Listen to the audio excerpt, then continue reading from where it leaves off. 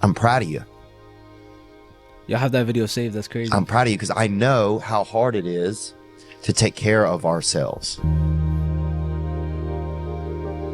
Hey, you. Yes, you. Today is your day. You got this. You're absolutely crushing it at everything you do, from your job to maintaining a social life to pursuing your passion projects. You are killing it. Ignore anyone who tells you otherwise, because you're amazing. The only thing more beautiful than your smile is your personality.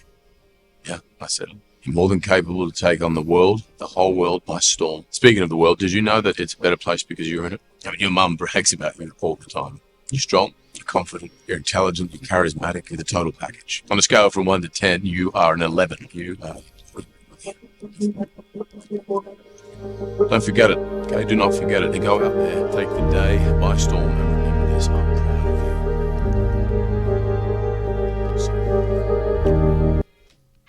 That's fire. If you don't take that last 5%, it's will knock on somebody else's door, I guarantee you.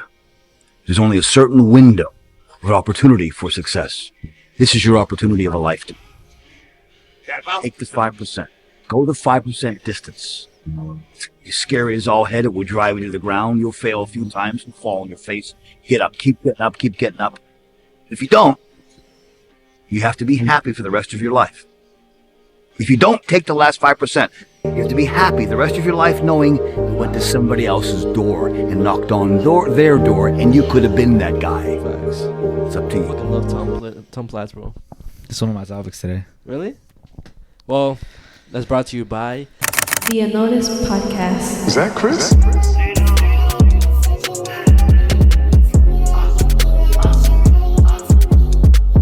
What's up, guys? Welcome back to the podcast that goes unnoticed. Welcome back to the spot. Don't make it hot. We love you, even though it's not. And welcome to episode 133. Shout out to all the listeners on Spotify, Apple Podcasts, Instagram, Facebook, YouTube, TikTok, and Patreon. Patreon, check out my personal shout out in the end. Shout out to everybody who showed love in the previous episode. And also, I just want to start off with shout out to Fortnite. I don't know if my gamers out there has received that check recently, but yo, I'm dead. Fortnite fucking blessed it 2 days ago with the check, because they are giving refunds to people who accidentally bought skins. Wait, so I really don't even know what the fuck is going on with the whole like Fortnite shit. Like, I think the owner of Fortnite apparently they got mad claims of people accidentally buying skins. So wait, how do you accidentally buy a skin though? Don't worry. I don't know. People like maybe regret it or some shit. I don't fucking know. But basically, like you could just put a claim, say that you accidentally bought it, and they give you money. Yeah, but I put in the claim. I put in the claim. My brother put in the claim. He got some bread too. So shout out to the gamers if you got the fucking money a couple days ago, or if you haven't, you probably receive it in a couple days. But that shit blessed me this weekend. That's fucking fire. And I just came back from the last I guess you could say rosario from my grandma on my dad's side, and it was, I guess, emotional because you're supposed to do it like what three times, yeah, 3 times, and this is the final year, like the 3 years after they passed. Yeah, and this is the final year that we've done that, which is crazy to me how 3 years already passed, and it obviously it felt kind of good to see some family that you don't really see out that often. But wait, is that why like the whole like not having topics and shit? Like, yeah. For those of you who don't know, well, y'all probably gonna see like for the favorite segment, the scary shit, whatever. We're probably gonna have different outfits only because he obviously couldn't like get the topics, whatever. Usually we, you know what I'm saying, whatever. Shit happens. So y'all gonna see us in different outfits at the end of the video, but it's still gonna be valid. Nah, facts, bro. And plus, I did see some comments last, probably like just 2. Oh, L episode, it wasn't scary, but I'm gonna let y'all know right now. Yeah, favorite segment. That's why we don't call it the scary shit no more, because sometimes it's not even scary. Sometimes it's more conspiracies, like disturbing shit. It's everything. That's a fact. Yeah. So that's why we call it favorite segment. It's not gonna be scary all the time, but we try to try our best to give you guys the best content and shit. But next episode though, I do have some scary stuff. I'm pretty sure you have some scary stuff too. So I mean, I have some scary shit like for this episode. So yeah, that's what I'm saying. Wait, what did I say? Next episode? Yeah. Oh yeah, nah, I meant this episode. My fault. Yeah. I guess I meant like, whatever. Y'all know what the fuck I'm talking about. And also a little merch update for you guys, because I know some people bought merch and you guys are probably wondering when are you guys gonna get it. Oh my gosh, did we get scammed? No, we did not get scammed. So obviously December is a really, really busy month, regardless regarding either Christmas shopping for us or just making sure we put out content for you guys. So I don't know when when do you think we'll start like the production, because we are personally gonna do the merch. Yeah. When do you think is the right time? I feel like the coming weeks. I'm not really sure, because I mean, I don't want to wait too long, like after, like, you know, up until January, maybe the coming weeks. Yeah. I don't want to give a certain date, because I don't want to, you know, not hold my word, not like, you know, I don't want to fake promises, false promises, not literally, like, I want to be as transparent with you guys, both of us and shit. But definitely in the coming weeks, but 100% you guys are not getting scammed. We literally did this shit already. Everybody who ordered merch in the last drop, they literally put it, like, they shouted us out. We put it on the screen, like, on our stories and shit. Yeah. All the people who ordered shirts. So literally, yeah, y'all not getting scammed. Y'all gonna get y'all shit. I don't even know why we're talking about scamming. Y'all should know what the fuck is up with us. Well, we would never do that. Well, I'm letting the new viewers know, because some people probably wasn't watching us when we released the other merch. Yeah, this is our third drop, by the way, guys. The first one was before we had any type of like social media following. Yeah. The second one was you guys, obviously, and then the third one is mainly for the newer viewers, or the people who couldn't afford or like didn't want to pay the high price of the first one. But yeah. But I guess a little. Well, that was basically like my weekly recap. It just revolved around like the whole Fortnite refund. No, not even just that. The Rosario. Oh, okay. Because like it was basically since like last week, I think. Yeah, I mean, for me, a little quick weekly recap. It's just like this has been very overwhelming, only because my daughter is getting older. So, you know, as she's getting older, a little bit more like rebellious and shit. Kind of talking back, like, oh, and I want to do whatever she, you know, kind of doing whatever she wants and shit. So it's been a little bit stressful. And then my other daughter, she is getting older as well. So she wants to move a lot more. She requires a lot more attention. So it's a little difficult to balance, like, disciplining my older daughter, or like trying to teach her the right way to do things, or just being a good kid.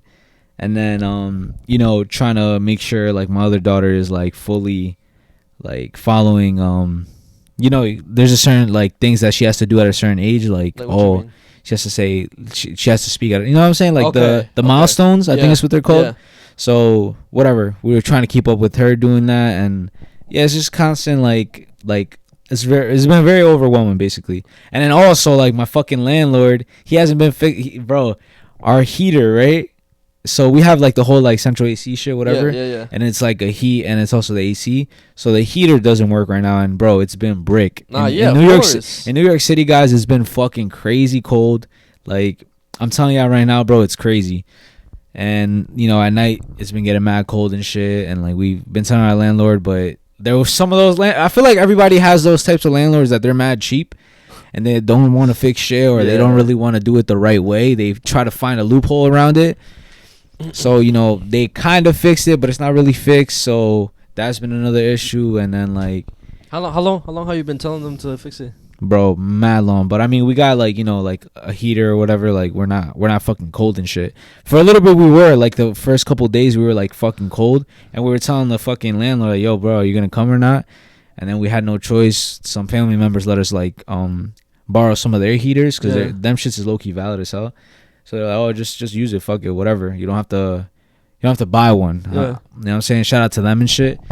But we got a heater, so we're chilling. And yeah, bro, fucking landlords are mad cheap, and this shit's cringe, bro. Well, at least I was gonna say maybe this landlord was better than your other landlord, but I feel like the other one was way better, right? Or same thing. Kind of the same, but like with my other landlord, like he would actually like, I don't know if it's because it was like how we ask or some shit, or where the other landlord he'll get to it, bro. You know what I mean? He'll be like, yo, like I need this shit, like we need this shit fixed. Yeah, I bet he like comes through and shit. Even though he does it by himself, he does it. He never pays nobody to do it. He does it. Yeah, I and know, I shit. remember. And sometimes it gets fucked up that he has to come back and do it again, and then it's fixed. Yeah.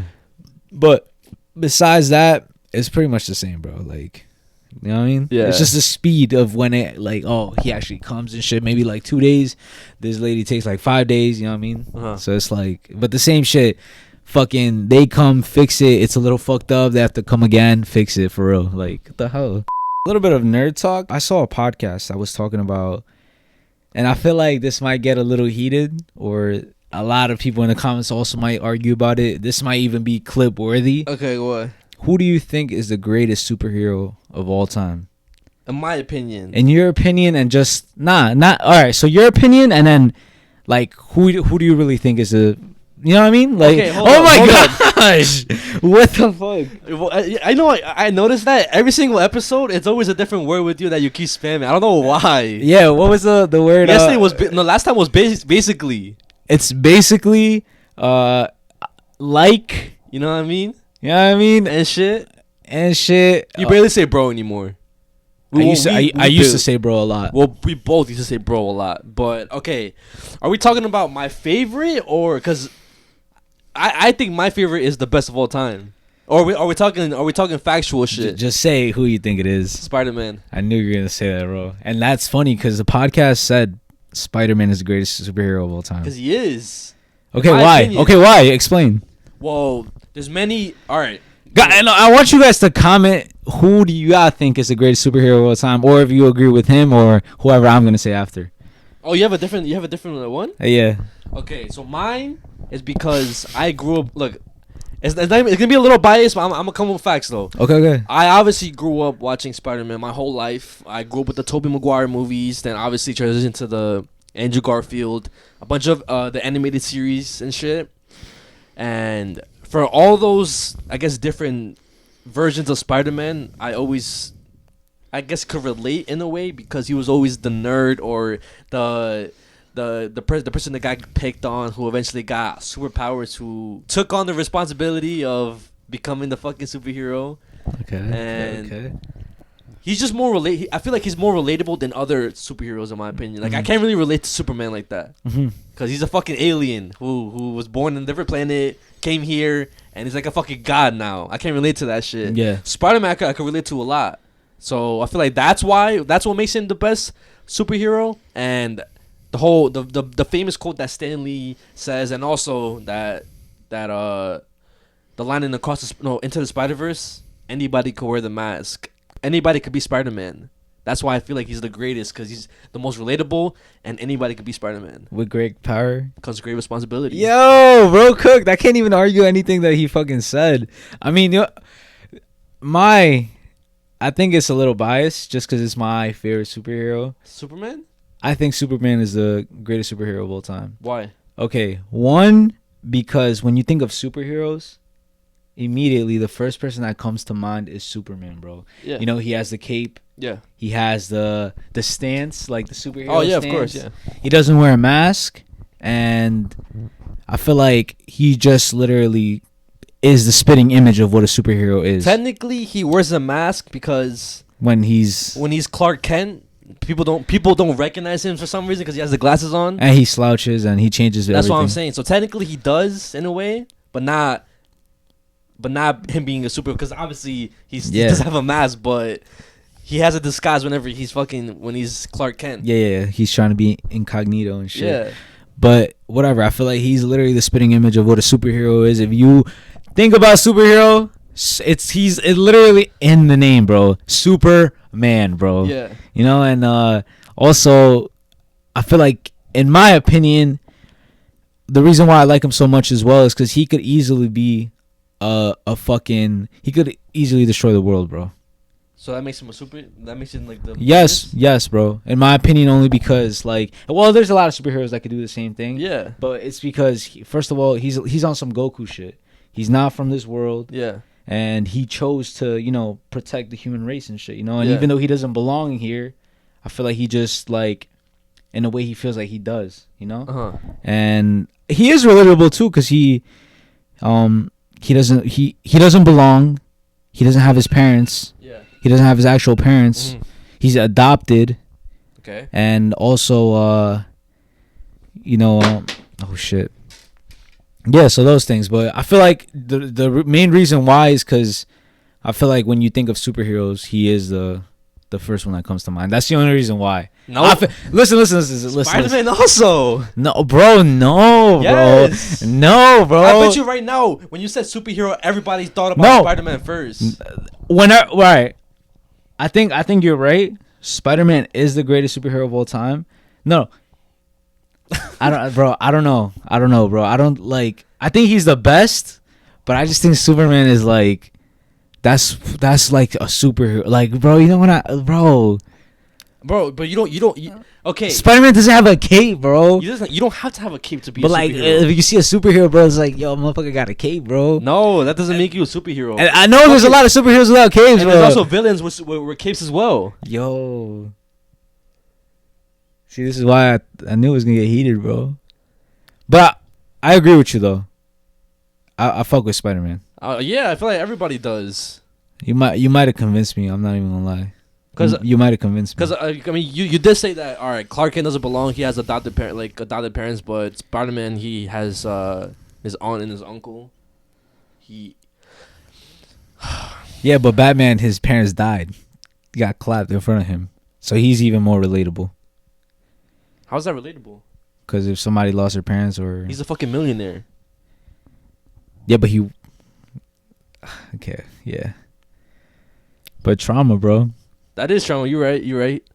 I guess in a way, because I'm also trying to think of another superhero who's the greatest. Because you could argue, the top three: Batman, Superman, Even Iron Man, bro. Iron Man is like, all right, you see, I guess thinking about it more on a deeper level. I'm thinking about it more on a superficial level, like just like straight up, just bro. Let's say you're a kid, yeah, on some superhero shit. Like you're just a kid and you're seeing which one. I feel like Spider-Man, Superman, bro. You're bugging, no, Bro, I'm telling you right now, if you knew nothing about the characters and shit, it would be Superman, bro. no, it would be Spider-Man. No, it wouldn't. Yes, bro.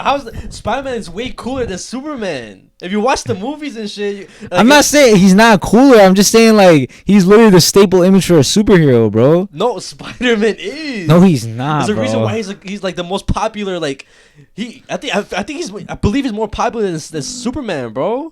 Search fact check that, please. What do you want me to search up? Who's the most popular superhero? All right, but Which he might be. I'm not gonna lie. He might be. all right. This article was made. When the fuck was this made? Oh, May 22, 2024. Okay. What? So number 5 is Superman. Oh, so who's ahead of him? 4, Iron Man. Captain America is next. 3, Batman. 2, Wonder Woman. And number 1, Spider-Man. So this is on like, look, 5.1% was Superman votes. Like Iron Man was 8.5. Batman was 9.2. Wonder Woman was 12.8, and Spider-Man was 48.7 of votes for most popular superhero. I'm telling you, bro. He is the most popular superhero of all time, bro. But I just, What? All right. Well, I'm a Spider-Man fan though. That's the thing. But because I know what you mean, and I agree with everything you're saying. It's just like for me, like I said, just me. When I think of a superhero, I just think of somebody that looks like Superman, bro. And also, I hate the fact that they portrayed Superman in such a trash way. Like they haven't made good ass movies.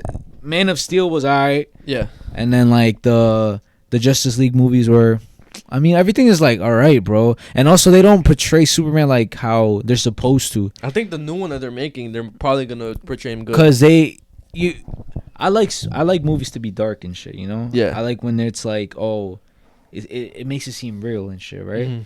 But at the end of the day, Superman is like a sign of hope, bro. He's literally a symbol of hope.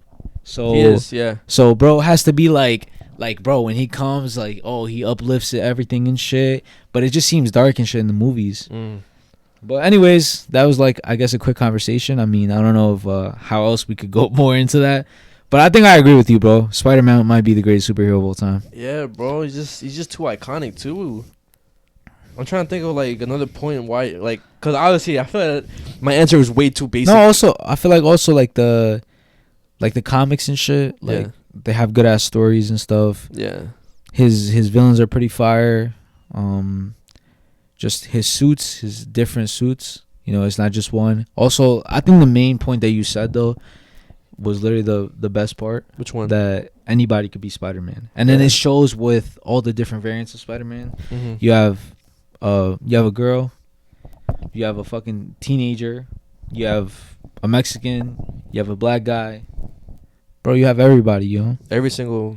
You have race. a pig. Yeah. So it's like every single person could be Spider-Man. Anybody could fucking have the mask. And also, I always go back to that's what I was thinking of.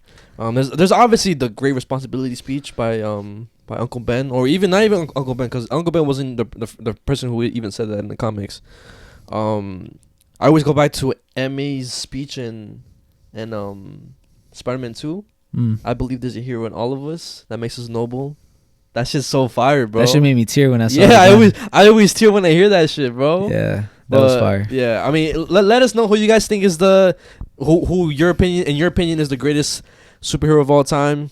I had good points though, cause I'm gonna keep saying it again. Superman, fucking literally Superman. Yeah, I mean, bro, we have different opinions. You obviously pick Superman, I pick Spider-Man, but I want to hear what everybody has to say. Man, fuck Spider-Man, yo. That's all I gotta now play. But one thing I want to get into, right? It's kind of like a triggering topic, / like, I can say it's triggering because we both saw it, and I know you're gonna talk about it too.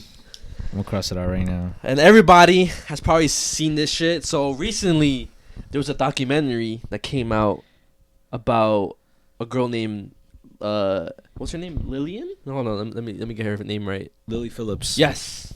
Her name was Lily Phillips, and a documentary came out that was called "I Slept with 100 Men in One Day."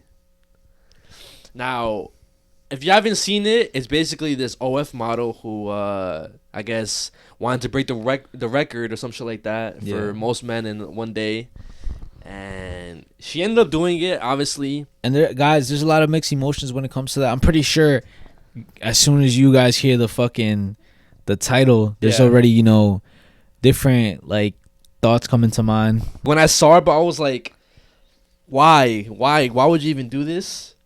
It was probably one of the dumbest ideas I've heard in a long time. Yeah. And I know I don't know if you saw the end. Whenever she was crying, she had a breakdown. I didn't watch the documentary. That was a clip. Yeah, that was a clip going viral. Yeah. So she ended up breaking, like, having a breakdown or whatever. But it wasn't because, it was a traumatic experience. It was because she felt like she didn't satisfy all 100 men, which is kind of sad, bro. But you're lying. I'm being dead ass. And what also I don't really fuck with is the fact that her team and the people that were participating in this whole project in the documentary, they had their faces blurred out. I'm guessing because they don't want to be in the documentary because they knew backlash they were gonna receive. Not even backlash. They knew that shit was like they're basically pimping out the girl, which is kind of fucked up. Well, it is fucked up. But I want your opinions on it, like when you saw it. I mean, so I guess I have a lot of like mixed thoughts, mixed emotions when it comes to that. Yeah. When I first saw it, my immediate reaction was, she's fucking dumb. Yeah. Why the fuck would she do that? You're obviously like putting yourself in that situation. There's no way I'm gonna feel bad for you because at the end of the day, you're profiting and monetizing this. And like you, bro. She was not forced to do that. Nobody pointed a gun to her head. She spoke about it on social media. She's been doing porn and shit. She's not just on OF. She's a porn star. So she's already in the industry, right? Yeah. And you're in the industry. When you turn 18, you can start doing that shit. So I'm pretty sure she's been doing it since then, maybe. I'm not sure how long she's been doing it. But I feel like she signed up for this shit. And, if you sign up for it, bro, you knew what was happening, and you got to deal with the consequences now, right? Digital footprint. That was my initial thought. Yeah. That was my initial thought. But then, I guess I guess I have a soft heart or whatever. I don't know what you want to call it, but I kind of started feeling bad only because of the clips that I saw. Yeah. And you just kind of made me like not feel bad no more, bro. In a way, yeah, but also like, all right. Like, I see what you're saying, because I also felt bad until I saw the clip of her crying because she didn't satisfy the men. But also, the way if you think about it, right, the way she's reacting, and I guess the way, because she also says that sex isn't like important, and I feel like all this shit stems from like a traumatic upbringing. Maybe she was abused when she was younger, obviously, which makes this whole thing kind of sad in a way. Yeah, 100%. I mean, like, that's why I said, like, I started feeling bad. I have, like I said, I have such mixed emotions because you are a grown adult and you do have the choice whether you want to fall into, you know, because everybody has trauma. Yeah. You know, everybody has trauma, and I'm not trying to, like, I guess, say I have more trauma than her, or like other people have more trauma, because everybody has their own trauma and everybody deals with it their own way. Of course. But I feel like if you're really that fucked up, you should look for some help, bro, on some real shit, you know, not go through with this crazy shit, you know, because other people go into drugs, some people go into gangbanging, some people go into, like, you know, becoming murderers, serial killers, whatever. And then maybe this is her outlet of, like, her fucked up mind. Yeah, I feel like this is making her do this, you know. Yeah, I feel like it's some form of self-harm in a way, low key. It is, you know, it is. At the end of the day, it's like, I saw a video of a psychiatrist or psychologist, whatever, talking about it, and basically how you treat sex is how you really feel and your self-respect about yourself. That's literally what it is, you know. And at the end of the day, she feels like basically the only way she could get some sort of, I guess, connection. But it's not even connection though. Yeah, but like that's like maybe it could be some subconscious, you know, because she feels like validated. You know, she feels validated through satisfying these men. Yeah, you know, and maybe that's even why she broke down. You know, she could have just said, "Oh, I didn't satisfy these men because she doesn't feel validated. Like she received no validation." You know. It's like, oh yeah, I satisfied them. Yeah, like some sort of like empowerment, you know. But she didn't feel that, so maybe that's why it broke down even more. And then of course it stems down from maybe some sort of like, you know, she was never loved. She never truly received like love and nurturing and some sort of validation when it comes to, because you know people are emotional people. Yeah, everybody needs some sort of emotional attention, and when you don't receive it, you become this sort of person that is trying to look for it somewhere else. Either you become a psychopath or a sociopath, or you try to look for it in other places, bro. Some people go to drugs, bro, like I said, because a lot of drug addicts, they talk about drugs like a warm hug.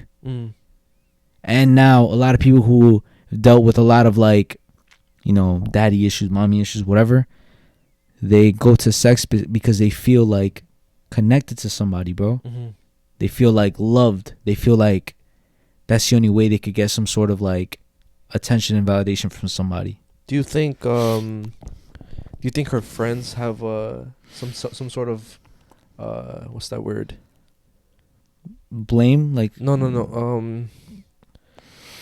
Do you think her friends have influence? Yeah, influence to what she did, because I do know she's friends with another woman. Her name is Bonnie Blue. Oh, and she did something similar, right? She went viral for obviously fucking multiple men. I think Lily was part of a video where she recorded the men's feet. This was before the 100 men. I think she posted a video saying, "Oh, I'm gonna fuck these dads," and there was like some grown ass men behind her. Okay, so I've been so busy bonking students, and now it's time for the dads and the older brothers to have a go. So dads, are you ready to bonk me? Yeah. I am one lucky. Like saying that they're ready to fuck her. There was also another video where she said that, "Oh, I'm about to make a video of me fucking these barely legal 18-year-olds." Yeah. Okay, I know I barely legal 18-year-olds, but you have to at least be legal.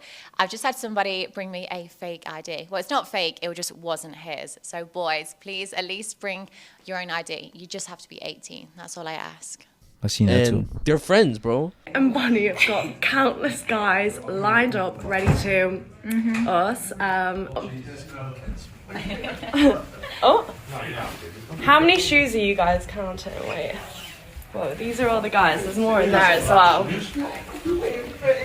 And I'm pretty sure Lily didn't have any of this in mind until she became friends with Bonnie. Because again, this part, I don't know if you saw this too. In February of 2025, in 2 months basically, Lily is gonna attempt to sleep with 1,000 men in 24 hours.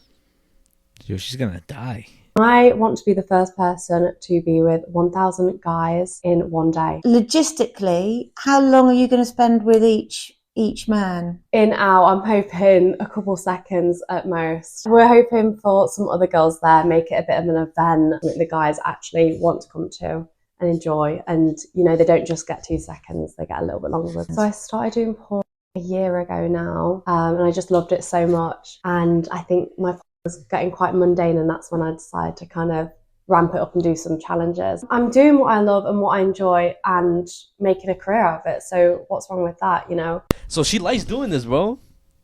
I don't know why, but I feel like it's probably like a kink or something. Cause 1,000, bro, 100 men is crazy enough. Imagine 100 people in one room, bro. You know, it's like part of me, like I said, wants to be a fucked up person and just be like, yo, you're fucking doing it to yourself. It's kind of disgusting, you know? Yeah. But who am I to judge, bro? You know, I'm not a perfect person at the end of the day, and I would never do that. You know, I would never do that, and I 100% think it's wrong.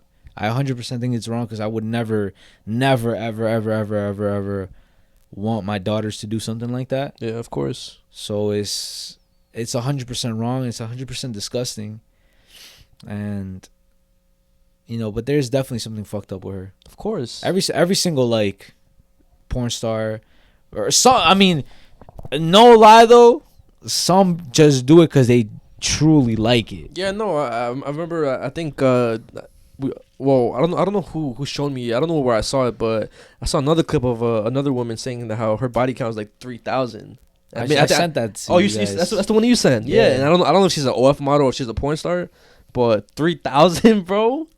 It's over 9,000. Like I feel like social media in general would just over sexualize people to the point where they obviously think sex is not that important no more, and having those high numbers is normal now. Yeah, also like having sex at a young age. That too. We talked about that multiple times, and I feel like that also something is weird, bro, when it comes to people over sexualizing everything, and it probably has to do with some sort of like evil type of thing, bro. Yeah, you know what's crazy too? So, like I was looking at the comments of like the documentary and shit, and people were saying how this video kind of seems, or this whole thing kind of seems demonic in a way. Humiliation ritual. Exactly, that's what I was thinking.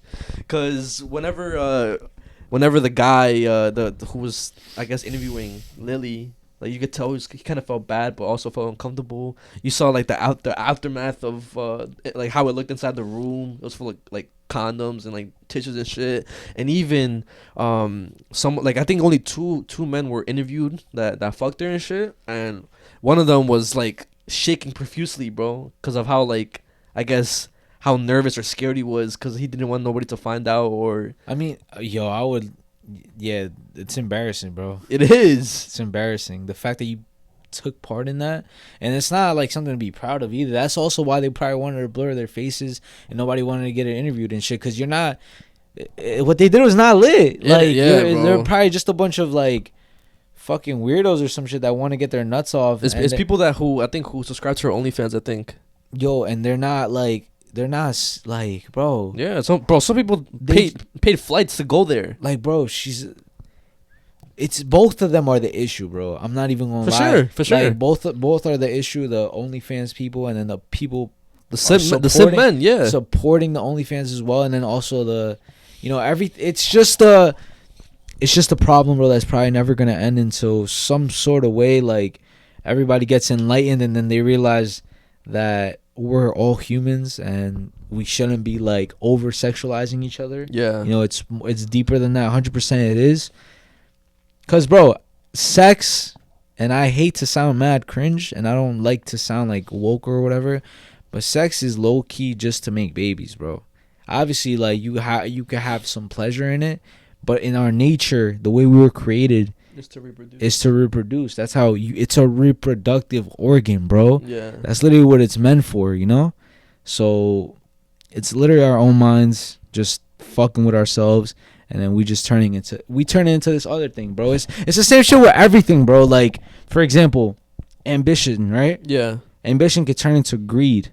Oh, you fucking being having sexual energy could turn into lust. You know, we all have all these things in our body that we're basically meant to control. Yeah. But it turns to something else, bro. You know, like Addictions. like it turns into the worst. It's when you have more of what you should have, where it like basically gets fucked. You know, it's like greed. Then like food, for example, you can enjoy food, but then it turns into fucking gluttony and shit.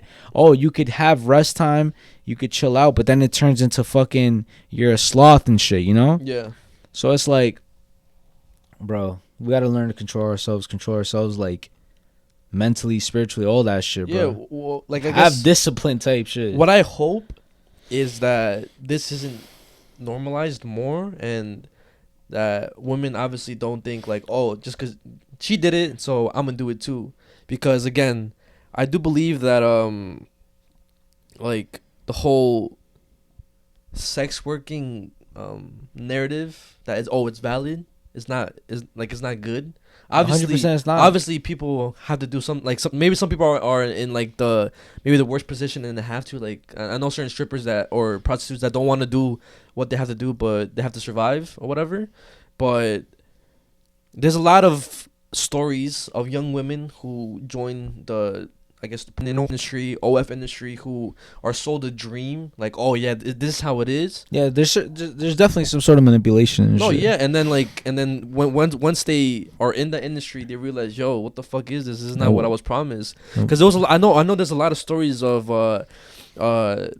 stars or mostly stars who got manipulated to join at a young age, and some were even, like, I guess, kidnapped or groomed to join it, and then they end up getting fucked up. They became drug addicts. Some of them plus. So it's like some serious ass shit, bro. Yeah, certain there's definitely certain cases like that, but others, like, they voluntarily want to participate in these things. Nah, yeah, of course. And it's probably all, like, I guess, stemmed to the trauma that we talked about and shit. Yeah. But yo, it's a crazy world that we live in now. It's fucking And guys, also, like, I feel like, my personal opinion, the whole like slut walk, whatever, all that shit, I feel like that's not woman empowerment. Yeah, I feel like it's not at all. And I feel like the way that women could get empowered is by literally, like, embracing their femininity, bro. Like, I feel like that's what it is, bro. Like, you guys appreciate your qualities and shit. At the end of the day, you guys are the root to continuing our generations. You guys are the reason why we would probably still exist and never get extinct. You know what I mean? Yeah, that's literally a fact, bro. And you guys could literally create a baby, bro. And not even just that. You guys also have this fucking nurturing energy about you guys. Everybody, every man, every woman needs a fucking motherly figure in their lives, bro. That's something else too. Like, and then also, like, I'm not a woman because I can't speak for women, but I do have, like, 3 like girls in my life that I care about and shit. And I feel like the only way to empower them is to basically, tell them that they're powerful in their own way. Like, it doesn't have nothing to do with strength or, like, anything like that guys have. Yeah. Because girls can have that shit too and stuff. Like, there's no denying that, bro. If you want to get as strong as fuck, you could be stronger than most men. Most men don't even fucking work out nowadays. Yeah. So, like, it's easy to do that now. But, embrace your shit, yo. Just, you don't have to be better than men or be like men to, like, feel powerful, bro. You guys got your own shit, bro. We'll never be able to hold a baby. We'll never be able to be like, oh, yeah, like, I could create a fucking baby. Like, that's impossible, bro. You know what I mean? So, embrace yourselves. Women are beautiful. I'm gonna tell that to my daughters all the time and shit. You guys don't have to be men. You guys don't have to be a man. Oh, if you're in the same competition as a man just because they're a man, oh, they're gonna be better, bro. No, like no, bro. You have to be powerful in your own way. You're powerful. You're strong. You're beautiful. All that shit, you know. And also the whole I guess slut shaming that also goes for men as well, because obviously it's not valid for a guy to be doing that shit. Yeah, nah. And bro, and a lot of the times, bro, I'm gonna be honest, bro, it's just like guys taking advantage of like girls who are fucked in the head, bro. I mean, that's what it is, you know. And it's like that's what those guys did to her. And it's an ongoing cycle, you know. It's an ongoing cycle of, oh, you know, guys are fucked up in the head. They over sexualize shit because of, for whatever fucking reason, they're fucked in the head, and then they come into contact with a girl who's fucked in the head as well, and then they end up fucking each other up in the head, you know. I've noticed that because I seen this video on Instagram. It was not even a sexual video, bro. It was just a sensei who's teaching girl what's that word, defense? No. Girl students. Like a kicking technique. Like they were kicking up in the air, and the sensei was basically telling them, like, basically pushing their leg more up and be like, you gotta push like this, go like this. But it wasn't in a sexual way. And then the comments were sexual because the woman's legs were open. Also, I've seen like, there was this TikTok video that was going viral, and this daughter, she was 11 years old, and then it was a dad hugging her, like cuddling with her. Oh, I know what you're talking about. And then everybody was trying to make it weird and shit. Yeah. And why? Everything when it comes to a guy and a girl, a woman and a whatever, it always gets sexualized on social media. Like, that's mad weird, bro. Like, you can't even hug your daughter, like, bruh. Like, what? Like, you never been loved with you never been loved by your parent before? A lot of those people probably have a lot of like daddy issues or some shit, or mommy issues. Never got embraced by their parents and shit. Because at the end of the day, bro, you should be, bro. I don't give a fuck how old my daughter is, bro. I'm still gonna like, that's my baby. You know what I mean? Of course. Like, that's my daughter and shit. Like, I saw her since she was a fucking newborn till till she turns into a woman. Yeah. Like, she's still gonna be my baby, my daughter. You know. So it's like, what? It's not gonna be weird. It's only weird if you have that shit in your mind and stuff, you know. Obviously, there's certain boundaries that you can't cross. Like, I'm not gonna fucking slap my daughter's ass. I'm not gonna, like, you know, touch her in weird ways. Like, that's obviously like you're drawing a line now. You're bugging. Yeah. But a hug, a kiss, like, it's like normal and shit. Yeah, it's just those are normal, nurturing kinds of affections. Yeah, it's like, bro, you do that to your friends. You do that, of course. like, bro. That's also something else, like I thought of and shit. Like, what? I feel like certain people just kind of like, they like, I feel like guys especially, right? Like, if you hug somebody, like, they think that it's gay. What you mean? Like, or like let's say, like, I feel like there's certain guys who, like, I guess they're not comfortable with sexuality and shit, but like, oh, nah, don't hug me, bro. It's all good, bro. Yo. All right, bro. Appreciate it, bro. I tried to hug you on the podcast last time. You was like, nah, chill. Bro, So what you talking about? I'm good right now, bro. What you talking about, That's homie? mad random, though. What you talking about, homie? Nah, but like, if you feel like not random situation, why the fuck, like, mad random? You just want to fucking hug, like. So what if I needed the hug? I'm good out there, homie. Nah, but you know what I mean, like, off of like random situations, I just like, bro, being extra and shit, but. Like, oh, you're celebrating something, or like, oh, it's your birthday or some shit, bro. Like, it's not gay, bro. Like, people just make everything like over sexualized and shit. Like, bro, it's normal, bro. Yeah. So I think that even falls into eating shit too. Eating, like, what do you mean? A glizzy.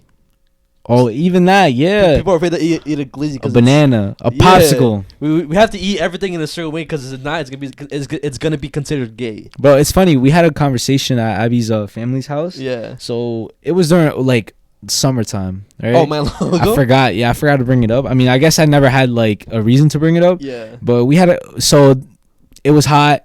Everybody was like, "Yo, we need some ice cream or some shit," right? So they brought out popsicles. Okay. And, you know, I'm eating a popsicle the most regular way. You know, it's kind of yo, obviously, if you think about it. You're but sucking on it? I'm sucking on it. I'm like, you know, eating it like a popsicle and shit. Yeah. And then fucking they started making jokes about it. And they're like, nah, you sucking as a grown man sucking on a popsicle is kind of crazy. Like, how else are you gonna fucking eat a popsicle? And then I looked at Abby's dad and shit, and he was like, he wasn't even like, oh, okay. You know, he's eating, he's biting it and shit, you know, because he doesn't want to see like nobody's, you know, he's gonna suck on it and shit. But bro, it's just shit like that, like mad extra. I mean, I sometimes I suck on a popsicle, but most of the time, like I suck on it slowly, and then like I bite it. I don't know why, and then like I let it melt in my mouth. Hey yo, pause. I suck on the popsicle only because I want it to last longer. That's the reason why I do it. Oh, it's the same shit why I lick my ice cream. But what the fuck is wrong with licking your ice cream? Doesn't that look kind of weird too? Yo, crazy vanilla fact, ice cream. Crazy fact. Mad random. Before like we move on to the next topic or whatever, I used ice cream to help me learn how to kiss. Oh my gosh, is that like a canon event or something? Oh, you did that too? I did that shit too. Yeah, bro. Cause I remember watching YouTube videos. How to kiss a girl, and they use cupcakes or they use their fists. I never did that shit, so I just practice on like an ice cream cone. Yo, yeah, I want to know how to kiss, bro. Just fucking practice on ice cream and shit. Yeah, bro. I did that shit too. I remember I had a big ass fucking like ice cream and shit, and then I went like that. I know it's mad random, but I just thought about it right now because I don't think I ever talked about it on the podcast. You but never did. Yeah, bro. I guess the next topic I want to bring up is kind of like I guess I don't know if it will be a quick topic or not, but hit me, bro. Hit me. Let's see. So, fucking one of our favorite YouTubers back in the day. Cool. Well, he is, whatever you want to say. For those of you who don't know who SNEAKO is. Oh, okay. Yeah. So, SNEAKO, maybe some of you know who that is. Some of you might not, never heard that name before. But basically, he was a YouTuber who is from New York City. Mm-hmm. And he would do a lot of like videos. This was before like 2020, 2018. 2018, 2019. He was doing YouTube for mad long, but I feel like you discovered him first around 2018. Yeah, around that time. I'm pretty sure around that time. I don't remember exactly. But basically, like, he would make a lot of like artistic type videos. Video essays. Talking about different topics when it comes to like, being disciplined, you know, whatever you want to do in life, like you know, just woke shit you want to call it, or just like real shit. Yeah. That's basically what he would do. He'll talk about real life shit in the most like artistic way, fire way, so that you don't lose like since everybody's attention span is fucked, it will give you dopamine. Constant stimulation. Yeah. So you really shouldn't listen to anybody. If you believe in anything, this video isn't for you. If you're slowly realizing that everyone we idolize as children are sociopaths, keep watching. It's not just me. We're collectively losing respect for anybody in charge and anybody that was supposed to be in a respected position. My mom made me salute the mayor of New Haven when he was walking out the post office. Stand straight and salute him. I was literally shaking and trembling when I shook his hand. That's the mayor. But if I saw Bill de Blasio walking around, I'd respectfully tell him to suck my dick. And so would the rest of the city. We're losing the basic morals that used to hold society together. News anchors are on TV encouraging violence. People think we should abolish police. In my area, I know more people who do credit card scams than have jobs. Why should we be respectful and obey the basic rules of society if the most powerful and rich people never do? Whatever. He went from doing those videos, and then after, I guess he went to streaming, and he became a little cringe because of the whole red pill shit. Yeah, that whole scene where it was like, you know, the whole internet was just talking about red pill. Andrew Tate. How to get girls, like, girls this, girls that, girls versus guys. It was kind of like a girls versus guys type of thing, like constantly and shit. And he ended up hopping on the wave as well. Mm-hmm. So he turned like that. He started a crash out. He started linking up with these people and shit. Then he turned like into this type of person where like basically, you know, he started becoming woke or some shit. And I guess a lot of people didn't like that. I just didn't like that only because I feel like everybody's entitled to their own opinion. Mm-hmm. But I only watched them because of the other videos, you know? And he stopped doing them. And he stopped doing those videos. So why the fuck would I watch him now? Like, I'm not interested in those types of videos. You know, the stuff that he would talk about. Maybe I'm too stupid to even like give a fuck about it. But at the end of the day, I just stopped watching his videos, bro. They were not interesting to me no more. But just recently, I think I sent you some videos. You sent it. You even told me about it. He started doing them again, and he got banned on YouTube, guys, because of the fucking controversial shit he would post. And Andrew Tate was banned, and he was part of Andrew Tate. You know, he was seen with him, so he's associated. He got banned as well, and now he's posting on X what Twitter was. What Twitter used to be. No, it's Twitter, but it's called X now. Yeah, he's posting on there his video essays and shit. And I guess I just want to talk about that, like how basically I kind of missed those videos and shit. Of course, yeah. You know, I missed that side, and I feel like, I guess a quick brief discussion is like, how do you feel about the whole like that he's coming back, or like that he came back and shit? I think it's a good thing. Yeah. Well, because Ita brought up a point. Do you think he's being genuine now, or do you think he's just doing it for the clout? Because he'd be going through some phases. Yeah. But I think he's being genuine. Yeah. I think he's being genuine because regardless, I don't think he fell off the whole streaming thing. I'm pretty sure he still gets a good amount of views on streaming. But he even said in the video that he realized that though being a streamer, doing all those shit wasn't worth it. Oh. No, it wasn't. Well, not really worth it. It just wasn't for him because he was only doing streaming to try to help out with his like student debt, which he did end up getting. But I guess he got so fed up with he got so caught up in the money aspect of it that he kind of lost touch of who he was, the passion. Because he was living in New York. He moved to Miami. That's when he started doing the streaming. And then I think recently he came back to move. He moved back to New York, and he said in the video how you liked it. He was filming himself in that like big ass train station in New York, and he was saying how being in New York, it motivates him. If he was in Miami, he would have been doing the same shit, like streaming, being lazy, being caught up with all the party scene. But being in New York helps you be a creator, which I agree with a lot. It's like a grounding type of thing. Yeah. Because there's not a lot. Well, guys, there's a lot of shit to do in New York. I'm not even gonna lie. When people say, "Oh, what the fuck do we do?" There's a lot of shit to do, but it's more like, since everything is so fucking expensive, you know, you have no choice but to basically do shit that, you know, be creative with your shit. Yeah. Try to figure out different ways to do stuff. Oh, like try different experiences and shit. And also, it's not like that type of lifestyle where it's like, oh, you know, you're famous type of lifestyle. It's more of like a grind, hustle type of lifestyle. Yeah, you know? Everybody in New York is grinding right now. Cause if you go to even California, it's the same way. You feel like an influencer vibe, you know, like oh, famous Hollywood. Oh, people are so like pretty and shit. The only difference is the fact that people are, I feel like, more fake out there than here. Facts. And then also Miami is like, oh, everybody looks, you know, he even said it, bro, and I knew exactly what he was talking about, bro. Like, oh, everybody is dressed like they're ready to go out. They want to look their best and shit, presentable. And then in New York, they don't give a fuck, bro. Yeah. You know, you don't give a fuck. You can see somebody dressed as like fucking weirdo and shit, but you don't care. But like, who gives a fuck? Yeah. You know, a lot of people over there give a fuck. They want people to like validate them and shit. They want external validation and shit. It's more of like everything is superficial and everything is not like authentic. Maybe that's what he was talking about, you know? Nothing is authentic. Everything is like superficial, and here it's more like raw. Nobody cares. Yo, and you guys see with the videos and shit, there could be somebody doing some crazy shit in the street. We're gonna walk straight past them, bro. Yeah.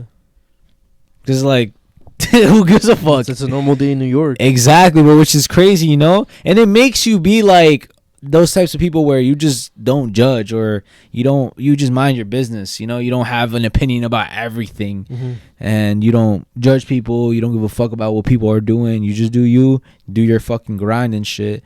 And I guess it goes to like another topic. Do you think we would ever get lost in the sauce, I guess? Like, you know, because going to SNEAKO and shit, he kind of lost himself, I guess you would say. So would you get lost yourself in like the whole, like, I guess, lifestyle, the sauce, the money, whatever? Lose yourself? I feel like since it's two of us, probably not, because again, we've always spoke about keeping each other in check. Yeah. I think I wouldn't like the money part wouldn't really change me. Yeah. I feel like the thing that would probably change me would be the girls. You think it would be a distraction or not? Yes. So that's what you mean, like that's how it would affect you. Yeah, because I remember seeing Tylil talk about this, and it kind of like motivated me in a way, because he said that last year he was more focused on girls, and he realized that that's just not gonna get you nowhere. So he just decided to lock in and just focus on himself and not really worry about girls, and that's where you find the most growth. Mm-hmm. So I feel like, in a way, I probably would, but since there's two of us, I don't think we'll get lost. Yeah, I mean, I feel like I would obviously keep you in check and shit if shit is getting too out of hand. Yeah, because if you see me like slacking on certain shit, and like obviously you know the reason why, you will definitely say some shit, bro. I feel like you wouldn't though. I feel like the only thing that I would notice is you would just, I guess, be more busy or whatever. Because I feel like, you know, when it comes to this like shit, you've been busy and shit, and you've never really slacked off. Mm-hmm. But obviously, if any of us is slacking off, like, we keep each other in check when it comes to that. Yeah. For me and shit, the only thing that I feel like would change, I guess I would get lost in the sauce when it comes to like wanting to do stuff. What you mean? Like, I want to go here, I want to go there. So spending money. Fuck, hold on. I fucking went up the stairs, yo. I'm out of shape, low key. I need to do more cardio, but when it comes to like spending money, wanting to splurge, I feel like since motherfuckers never had that, I feel like that's the only thing that I would like want to do. Loki thinking about it, I'd probably the same thing. Like, like I said, want to travel and shit, and I don't know if that would affect this. And I don't think it would, only because we could do the podcast anywhere. Yeah. So maybe it wouldn't affect anything. We could take the setup literally anywhere we go. So maybe it wouldn't affect anything. But that's the only thing that maybe would affect something. Yeah. Wanting to travel, wanting to, you know, go here, go there. Oh, let's try this spot. Let's try that spot. Oh, but that's it. I feel like that's the only thing that would have like affected and shit. Well, also, if I'm glad that we have them as well, because facts. Obviously, I know y'all not yes men. Y'all tell us how it is. If one of us is out of line or if one of us is bugging throughout the episode, y'all say in the comments, bro. I seen that shit exactly. So I feel like y'all would know if we changed or not. Which and I don't want you guys to be like, just because because eventually, obviously, we're gonna start like getting more money and stuff, and maybe it might be noticeable. Mm-hmm. Maybe like with how we dress or what we have on and shit, or how we look, energy. Yeah, maybe it might be noticeable and shit, but like, it's just us enjoying it, you know? Mm-hmm. Like, it's not us feeling like we're better than you guys or us feeling like we're more. It's just, bro, we're just enjoying all the hard work, you know? That's literally all it is, bro. It's not like we feel like we're better than anybody and shit, because I know eventually I'm gonna wear jewelry, bro. Yeah. And obviously it's gonna be like a tell sign that, oh, motherfucker's getting money now. But it's like, bro, like, it's not changing anything. Like, yeah, it's not changing who I am. It's just like to show myself that I work hard. So like, let me just buy these things and shit. Mm-hmm. It's more of like I want to buy them just because like it's a literal statement to myself that you earned it. Last thing, last topic and shit. I just want to talk about Tom Platz. Okay. So you know who that is? Yeah, you showed him in the beginning of the video. In the beginning of the video. For those of you who don't know, he was basically a bodybuilder, and he was very, very popular back in the day and shit. He is now only because of how his mentality and shit. Like, that's some shit where your mentality is so fucking good that you literally become a legend because of it. Mm-hmm. On some Kobe shit, same thing. And I'm pretty sure he was trying to be Mr. Olympia or some shit like that. Mm-hmm. I don't know his full story, but I just know that the reason why he started working out and shit was because he went through some hard ass shit. Specifically, it was a breakup. I don't know if you knew that. Yeah, you told me. I told you? Yeah. I did? Yeah. I don't remember saying that. That's crazy. Maybe you've heard that in a video. I said that before? I don't know if it was a video, but it was back whenever you introduced me to Tom Platz. You told me the reason why he started working out? Yeah. So I knew this whole time, bro. I probably forgot about it.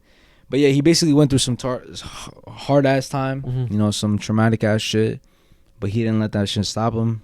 You know, he became who he is today. Mm-hmm. And basically what I want to talk about is how, you know, working out is not just like some sort of like to look better and shit. Mm-hmm. And the only reason why I'm saying that right now is because of how I feel about myself. Okay, how do you feel about yourself? So like before, when I would look in the mirror and shit, I would like just look for I would just try to make sure that like basically I would look good for somebody else in a way. You know, like I would be like, cause bro, in my opinion and shit, like I feel like I look good now, but maybe to somebody else, I might not look the best. You know what I'm saying?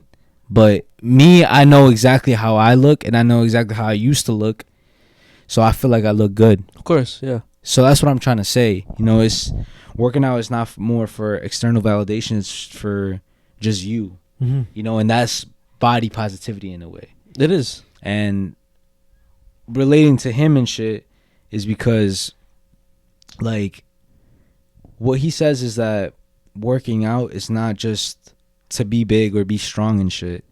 It's because if you could implement any of the things you do in the gym in life, you will get where you want to get to, you know? And you will literally do everything for you. And it's not for anybody else. It's for you. It's not so you could be the strongest in the gym. It's not so you could be the best looking. It's for you and shit. You know, Yeah. It's for you to overcome anything that you want to when it comes to yourself and shit. Yes, where the whole you always have 5% more in the system, because that could always apply to let's say yes, what you're passionate about. Maybe you're too tired to maybe film or maybe edit, or maybe some people are tired to paint something. That's crazy, because that's exactly what I was thinking about, bro. What do you mean? Like, bro, the fact that painting correlates to that, bro. Yeah. How, bro? And this is why I'm like so passionate about this shit, bro. It's like, literally, bro, working out low-key solves your life, bro. And I'm not even trying to gas it. No, but it's true. That's something that people fail to realize, because they think, oh, working out, because they probably just see the toxic mentality of gym bros, and they think, oh, it's just about being the best looking, being the bigger one, or just looking good. But until they realize, like, I feel like once you go through some hard ass shit and then you hit the gym, you realize, yo, this shit is actually more than just being bigger or looking better. Exactly. Because a lot of people use the gym as an scapegoat, because maybe they're dealing with something in their life, and the gym helps it, like, I guess, make it feel better in a way, which is I relate to a lot. Certain shit that I can't control in my life, but going to the gym, you forget about those things, and it's like therapy. Yeah, and also it makes you realize that maybe it's not that bad, because it could be a lot worse. It could be a lot worse, and the gym helps me realize it could be a whole lot worse than my life is right now, bro. So I agree with that, bro. Yeah, and like, I guess that was just something quick I wanted to talk about and shit, get off my chest, because like I absolutely love working out, and at the same time I hate it. You know, I just love like the after feeling of saying that I worked out. Yeah, no, me too. But I hate working out and shit in itself. Like, it's so fucking like annoying. It's so fucking hard, and sometimes like it feels heavier some days. Like, it just, you don't feel it, bro. It's just not your day, but you know, you push through, and then at the end you're like, fuck, like that was the best shit I've ever done. And like, trust me guys, like, if you guys are looking for answers, because a lot of you guys DM us for advice and shit. Yeah. And I'm not gonna lie, the only thing I'm probably gonna tell you and stuff is work out, bro. And I'm not even trying to, like, that sounds so fucking superficial and shit. And it goes back to SNEAKO. He just said just do some push-ups if you're depressed. Like, it's not superficial, guys. Literally, bro, if you control this, you control everything, bro. Yeah. Everything, bro. Everything in your life. Recently too, like, I have been slacking in the gym, and the days where I'm too exhausted because I stayed up late because I'm not working out because of trying to like figure out the editing shit or whatever. Especially like the past week, because I was having to deal with trying to edit certain shit, but also try to look at topics while trying to work, with also dealing with the whole Rosario shit. And I barely went to the gym this week. Well, the past week, I mean. And when I did go, I felt like I didn't want to go. Like, I did not want to get out of bed. I did not want to do anything in the fucking gym, bro. Yeah. But once I got there and then I started my workout, I felt a little better. I pushed myself. Obviously, I do listen to certain Tom Platz audios. I don't know. It's just something about when before you go to the gym, you don't want to fucking go. But when I get there, I'm pumped. I don't know what it is. I guess it's seeing other people like work out. It motivates you. Mm-hmm. But yeah, bro, I'm trying my best to not like slack, because I love the gym, bro. Even though some days I don't like working out, because again, I do feel heavier sometimes, or sometimes I'm too tired. Like I remember this one time where I was working out and I was falling asleep during my workout, but I kept telling myself like, don't be a bitch, bro. Just, you got this shit. Wake the fuck up and get it done. Guys, bro, that's literally what it is, guys. And I'm keeping track of like my journey and shit. And the only way I'm not measuring myself, because I don't even have a scale and stuff. But how's it been though? Because you haven't talked about your journey or your fitness progress. Like it's been pretty. I don't want to say it feels easy. Yeah. The only thing that sometimes it doesn't feel easy is because some weeks I just have events, and I don't want to like not eat anything there, or like say, oh, I already ate. Yeah. You know, and like sometimes my diet could get a little bit fucked. Yeah. And mainly that, but I do it and I don't give a fuck, only because like I know I'm not gonna spiral back into not having control. Before I used to feel a little guilty with like treating myself and stuff, only because like maybe subconsciously I knew that I was gonna spiral back into my old habits of like eating OD. Yeah, and like not being disciplined and shit. Mm-hmm. But now I feel like I'm in this mental state where like you control. I control it. Like I could treat myself, but even if like let's say I spiral like a little bit, meaning like 2-3 days, it doesn't matter, because I'm eventually like, I know I have it under control. Mm-hmm. I'm choosing to do that. I'm not just doing it because of how I was before, where I would just like do it because maybe I was stress eating, or I was like, I don't know, maybe I just wasn't disciplined enough. Now it's more like I'm doing it because I'm treating myself, bro. I'm not doing it because I just want to. You know what I mean? Like, do you know what I'm trying to say? Yeah, it's more like I'm under control when it comes to everything and shit. But the only thing that hasn't been easy was like, I guess, because sometimes I stay up late, like today. Yeah, of course. And Monday, I guess you would say I use it as an excuse to not work out. But some days, since I love drinking coffee sometimes, so it fucking makes me to a fucking crackhead. So I work out regardless. But it's been good. Yeah, it's been good. Like I feel like what's the weight? You haven't weighed yourself? Nah, I haven't weighed myself and shit. But I know that you could talk about like the pants, because that's a big thing. Yeah, so like before, like I was a size 38. Yeah. That's huge. Which is crazy. I never even noticed either, bro. Yeah, I was a size 38, and now I'm a size 32 again. That's fucking insane, bro. So it's like, and you can't really tell. Yeah. I know why you can't tell, bro.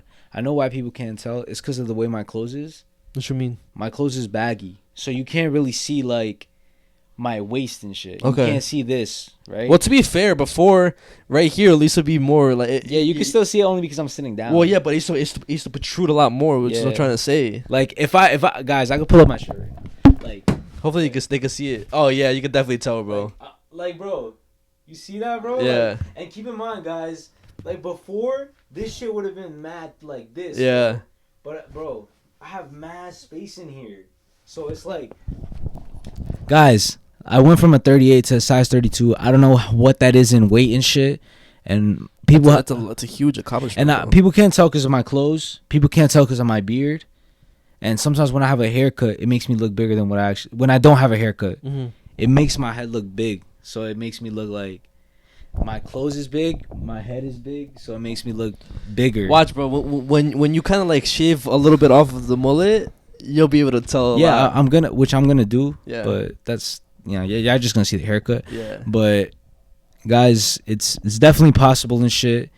It's definitely possible. It's not hard. Trust me, it's not hard. All you guys have to do is just eat right and work out 3 times a week. That's literally it, bro. I swear that's what I do. I barely even try, bro. If I was like before, I would have been ripped by now. Yeah. I would have been ripped. I lost weight in a healthy way. Only because I ate and I fucking worked out a little bit. In 3 months. In literally 3 months, guys, bro. I'm telling you right now, in 3 months. And it's not even so much effort, bro. Obviously, you could be like him and like, bro, look good as fucking shit. Or you could like like just be fit and healthy and eat good. Like that's it, and your body will do its. Bro, it'll do it on its own, bro. Trust me, guys. Like, you guys overcomplicate the whole getting in shape, the whole working out and shit. That's what I used to do, bro. I used to overcomplicate it so much, bro. I used to be like, nah, I have to make sure my muscles are evenly distributed and shit. I have to make sure, like, I'm not fucking flappy. I'm not, like, I'm getting a certain amount of calories in, getting a certain amount of it's not that, bro. It's just eating healthy, bro. Yeah. It's just that, bro. I'm telling you right now, your body is going to give you what the fuck the results you want, bro. If you treat it right, your body will treat you right as well, bro. So it's just that, bro. Yeah, so I kind of gave up on of trying to look lean because I'm skinny, bro, and it's obviously harder for a skinny person to grow muscle, build muscle and shit. So all I really care about is looking bigger and looking like I work out. Even if I don't have a 6-pack, I don't really care. I just want to look a lot bigger, yeah, bro. and I feel like also, guys, the biggest thing is like beating your goals, like basically beating your maxes every time. That's literally all it is. Like trying to push yourself even more. It's pushing yourself, good eating, that's it. And again, if some people say, like I know some people might ask for advice for working out. Solid advice right here. You don't need a gym membership. All you need is push-ups, a pull-up bar for pull-ups, chin-ups, and that's basically it. You could if you're able to get like gymnastic rings to hang on your pull-up bar, that could help as well. But the main things you need are push-ups and pull-ups. You could do wide pull-ups, narrow pull-ups, chin-ups, wide push-ups, fucking diamond push-ups. So much shit, so much variety. I'm about to show you a before, bro. Oh, did I? Oh fuck! This is the first time I'm seeing this shit, bro. I haven't even seen this in mad long either. I forgot. And you guys are about to see this shit too. I forgot I had this. Hold on. And let us know, guys, where you guys are at in your fitness journey. Because I know whenever he started his fitness journey, I saw comments, people saying how they're gonna start theirs as well. Yeah. So I want to see if people are still going, or if you maybe stopped a little bit. But yeah, and I'm not gonna lie, guys. Like I've talked about this since the beginning of the year, and I never got results. Like it wasn't until after the Spartan race, which is the reason why I did it. Yeah, I remember. Cause that shit, like, not traumatizing. It flipped the switch, bro. Yeah, that was literally the last straw, bro. But hold on, I'm trying to look for it. All you need to do is lock in for 3 months, guys. That ass. First 2 weeks are the worst, but after 2 weeks, it's gonna become easier. I don't know if you could tell, bro, but this was September. You should take a recent picture in the mirror. Should I do it now? Go. It's not a recent picture. It's a video. Bro, alright. I'm naked though, so I don't care, bro. I'm not gonna look at your shit. I fucking like, I blocked it, bro. I was. You cropped it out? Yeah, it was my underwear. Like. Hey, yo, alright, good go. How long? When, that was September. September, yeah. Was that before or after the Spartan race? That was after the Spartan race.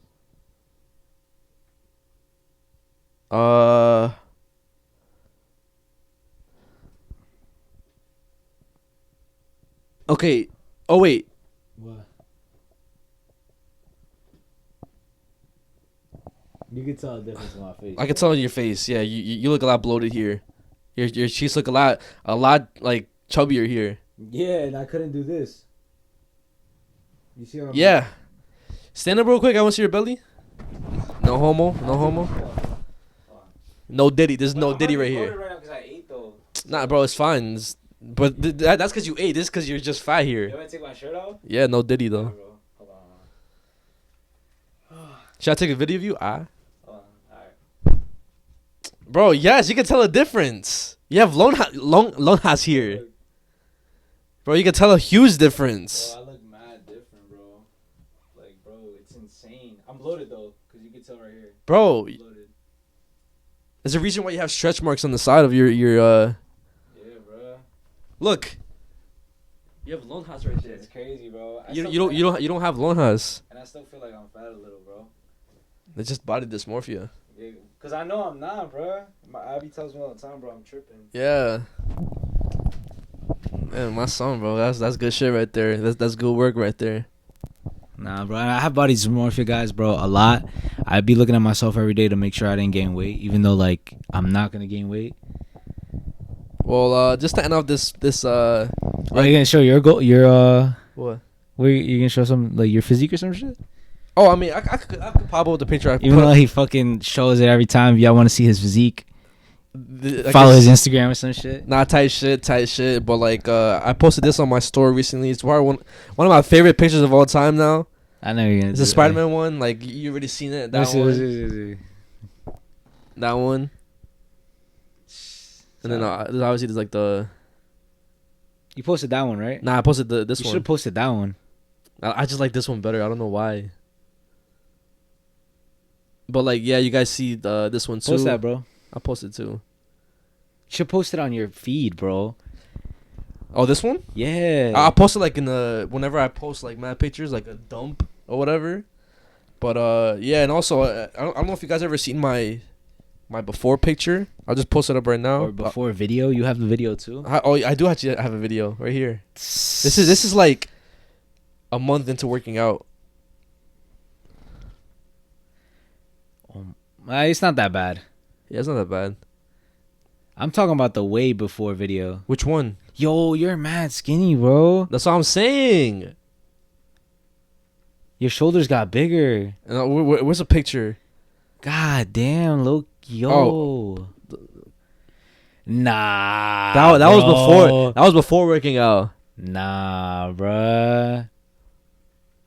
Yeah, I don't have another. Yo. Yeah, bro. I don't have another video like of like. Yo, you can put that up on the screen, right? Yeah, of course. Yo, guys, what? But shout out. I'm acting like I've never seen those pictures before. But shout out to to when that Mar 3. Hopefully you're up to this point, cause they commented, oh my god, hey, oh my god, Messiah, I've been watching your fitness journey since you started it when I was only a few weeks pregnant. Now I have a 10-month-old baby. God damn, baby boy, and I'm realizing all the progress you have made in your fitness journey. You look great. Keep up the good work. Which, thank you. That really motivated me, because this was, again, that day I was only running on like 4 hours of sleep, 3 hours of sleep, bro. And that was like, I think that was before posting the actual like video. I think it was on Friday. Yeah. And I went to the gym, and I pushed through it. I ended up having a good workout. Yeah. But yeah, bro, I just thank you guys for like the support you guys have been showing on my Instagram with regarding fitness journey, and I'm never gonna stop. I can't stop because a lot of you guys are low key counting on me to keep going, and I motivate some of you guys, which I'm glad I do, and I'm gonna continue to motivate you guys. Can't stop, won't stop. Exactly. I can't stop. And guys, trust me, guys, there's going to be days where you guys fuck up or whatever, and there's also going to be weeks in your starting process, or even in your forever process, but especially in your starting process, there's going to be like those little rough patches where you feel like, god damn, I'm fucking up. I can't get into groove of things. But just forget about it. Just keep going, bro. Try to have a little bit more good days than bad days, and it'll pay off. Your body will pay off. It'll pay off, trust. Facts. But with that being said, that does conclude the regular segment for you guys. I don't know how long it's gonna be, but hopefully you enjoyed. With that being said, get your snacks, get your blankets, get your headphones, turn off the lights, get comfortable, and enjoy the show. Anyways, we're back, guys, from our regular schedule break. Just enjoy y'all favorite segment, and we're about to start off with something that happened. I mean, we talked about it last week, but recently, Luigi, I don't even know his last name, Mangione? I think that's how you say it? I think something like that, yeah. He got caught by the feds or whatever. And I know you want to talk about it. You were dying to talk about it because, mad shit was coming out. Like what? Like the whole conspiracies of behind his Twitter, or what did you see? I saw like the YouTube videos and stuff, like how he posted. Well, first of all, like it goes from basically, he found it there. First, bro killed obviously the guy. He dipped. He was going into hiding and shit. And then nobody could find him. The cops couldn't find him. They supposedly found his book bag, and then supposedly found like footage of him like taking off his mask, and then they were able to identify who it was. But some people in the comments were saying how like that was a totally different person. Yeah, it's not Luigi. But they finally found him. They found him because somebody snitched on him, basically. Yeah, so it was a McDonald's worker who snitched on him. I don't know if they released the name. Maybe they did, because I'm seeing like multiple names on TikTok, but apparently it was a woman, and she did it because obviously the reward, it was $50,000, and she didn't end up getting the money because she called the tip line. No, she was supposed to call the tip line, but instead she called 911, and they told her like, yeah, you were supposed to call the tip line, you're not gonna get the money. So she snitched for no reason. She didn't get the bread. That McDonald's got like 1-star ratings now, and most likely she's gonna lose her job. But the whole thing was just crazy. Like I said, I don't know if you saw his Twitter.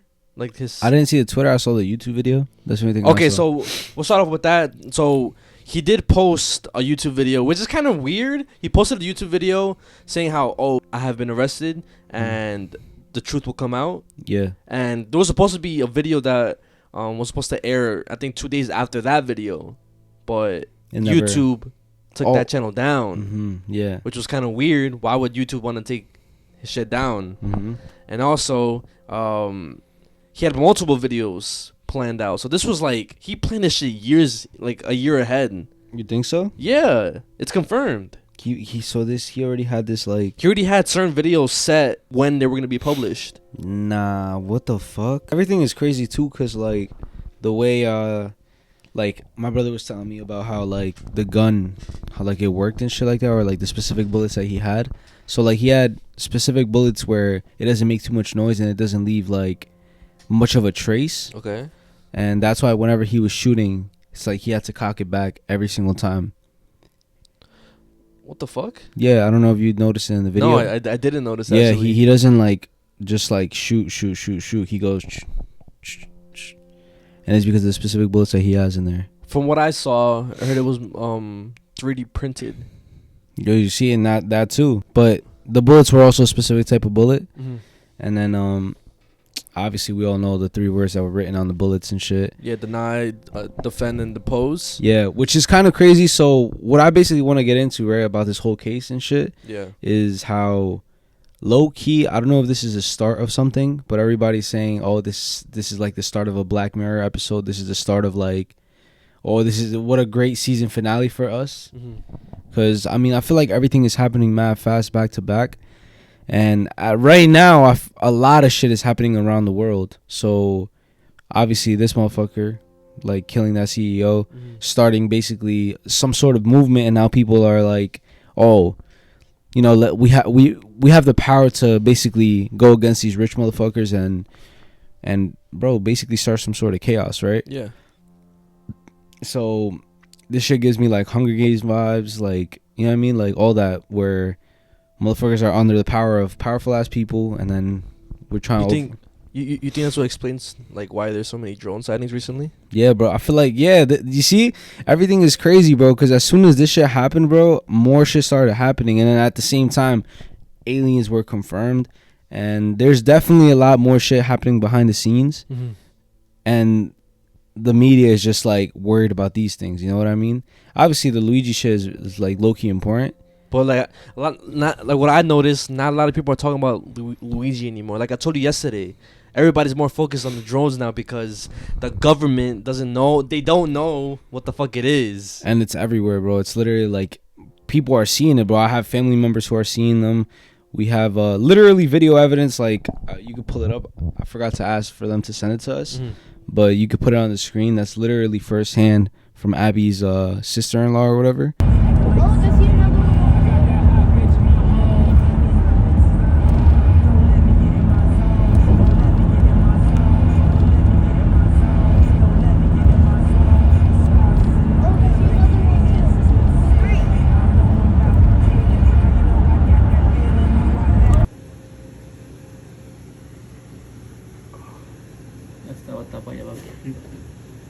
Yeah, son drones. Yeah. Allá afuera se va a ver. Mira, aquí arriba.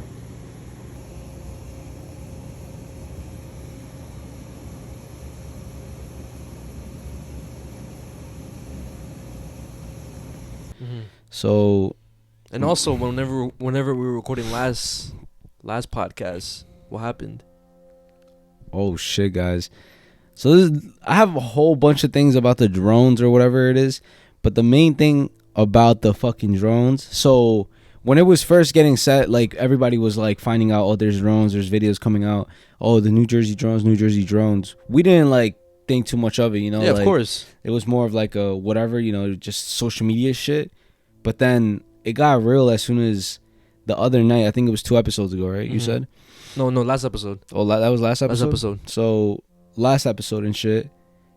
I don't know if you kept it in the video, but I was like, hold up, and that was on my phone. I don't remember. So you might have not kept it in the video, but I was like, hold up.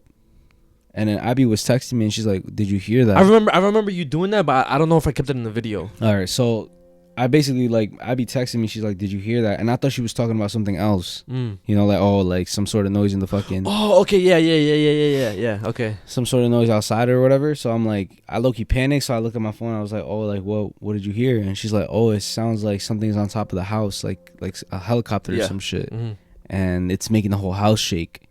And I guess we couldn't hear it because of our fucking voices or whatever. Like, I don't know. I mean, I personally didn't hear it, but I'm pretty sure. I did hear something, but I thought it was just like a garbage truck outside. I told her it sounded like a garbage truck. And she's like, no, bro. Like, it literally sounded like a drone. Like, a fucking helicopter landed on top of our house, bro. Did you see like the descriptions of how big they are? Yeah. They're the size of like vans. SUVs, yeah. Yeah, van size like drones and shit. But I guess we could get into that more now. Basically, all this, the drones and shit like that, didn't just start. That shit started in early November. Like, I think the 12th or 13th was the first, like... Of last month? Yeah, November, bro. This shit's been going on for a month now. And we're just now talking about it. This shit has been going on for a minute. So, like I said, so it's been going on since, like, the 12th or the 13th of November. That's when first people, like, started, like... Oh, I'm seeing shit in the sky. I'm seeing shit in the sky. And then all the videos on TikTok were Hey, so that probably explains what the fuck my uncle saw. That he said he saw a UFO? That probably does, bro. Nah, bro. So he probably didn't see a UFO as one of the drones and shit. And it's all over the state of New Jersey. But now, obviously, it's in New York. And also in Texas. Where we're from, bro. Oh yeah, Staten Island. Like even the I think it was the city like person or whatever. Like I don't know, the representative of Staten Island, bro. Literally, it was on the news and shit and saying how like the Staten Island people deserve to know what the fuck is going on. And I saw that, yeah. So and like literally all the clips, like I said, put on the screen and shit. We may start seeing more ships. They may actually put themselves in certain positions and hold themselves there, so we get used to the idea. Not what I usually post, but then again, this is kind of weird. Went to the window. I'm in South America for work. To close my blind, 5:54 p.m., Medellin, Colombia, and here it is. They might appear over the ocean, so they're not over our heads, but we can stand on the shore and we can see them. And they might just stay there for quite some time so that we just get used to the idea that they're here. They have been watching for quite some time. And I think we are approaching the time where they are about to let us know that they've always been here.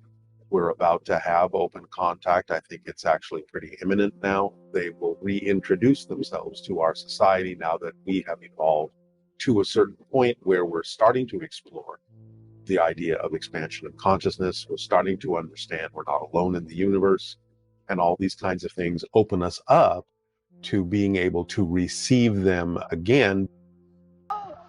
It's huge. It's humongous.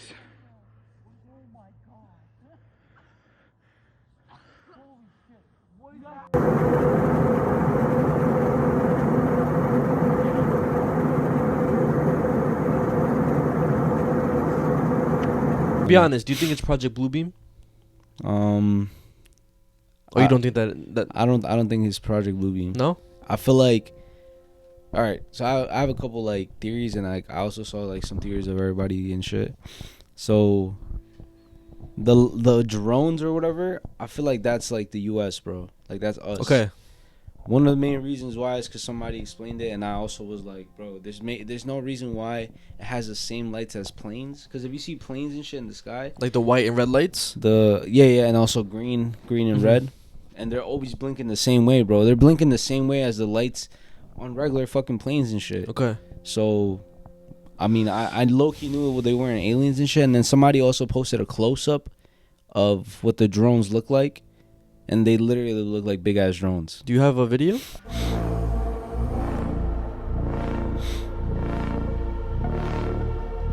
That has a big-ass drone.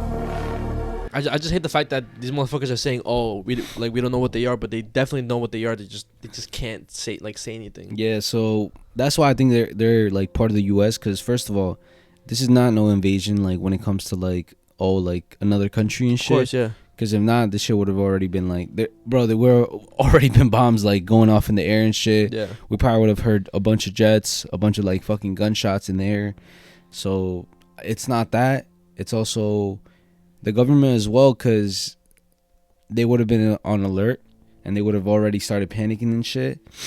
So what people are saying and stuff is that maybe some sort of project went wrong. Okay. Some sort of like test and shit, because in New Jersey there's this like power facility or something like that where it creates something like with plasma. Okay. So there's this sort of like machine and shit, big ass fucking machine. Radiator? Nah, bro. It's a big ass machine and it creates like fucking plasma and stuff. And basically they're trying to say that, oh, what if they were doing some sort of test and it went wrong? Because now people are seeing a bunch of orbs. They're not just seeing the drones in the sky. Mm-hmm. They're also seeing a bunch of orbs, and it's not just in New Jersey. It's also in like Arizona, Maryland, Connecticut, all the different states. They're seeing like weird ass orbs. And remember, there was other orbs that like when people would zoom into them, they were saying they were angels. Yeah. That's exactly how the orbs look and shit. The theories is that whatever those are the actual aliens, or those are the actual like things that we should be looking at. Okay. And that the U.S. government is using the drones to observe these motherfuckers. That's what it is. And then there's multiple videos of the fucking orbs attacking drones, bro. Cap, no way. And I was gonna say, maybe the word he was looking for was plasma reactors, not radiator. No, yeah, I meant reactor. Yeah. Reactors. Something's going up real fast. I'm guessing that's the drone, or that's the orb. That's a drone. I can't tell what it is. Whoa, is that moving quick? That could be a drone. I don't know what the hell that is. But that is quick.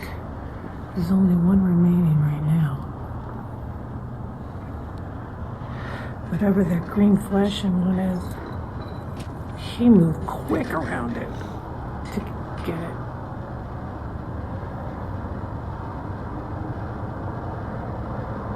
Super quick.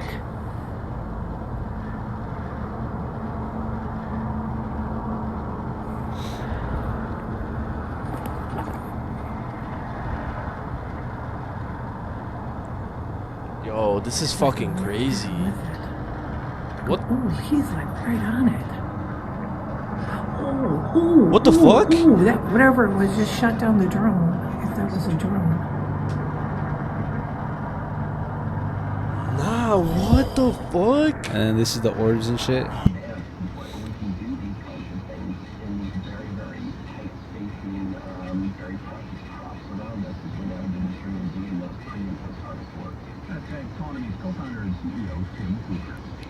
God damn, what kind of cameras this motherfucker using?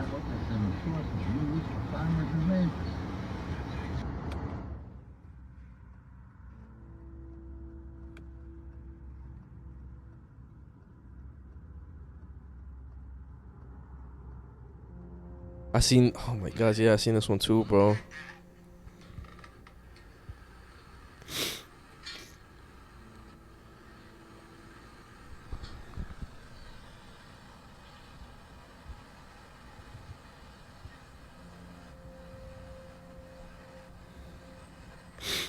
Oh, and then more, yeah.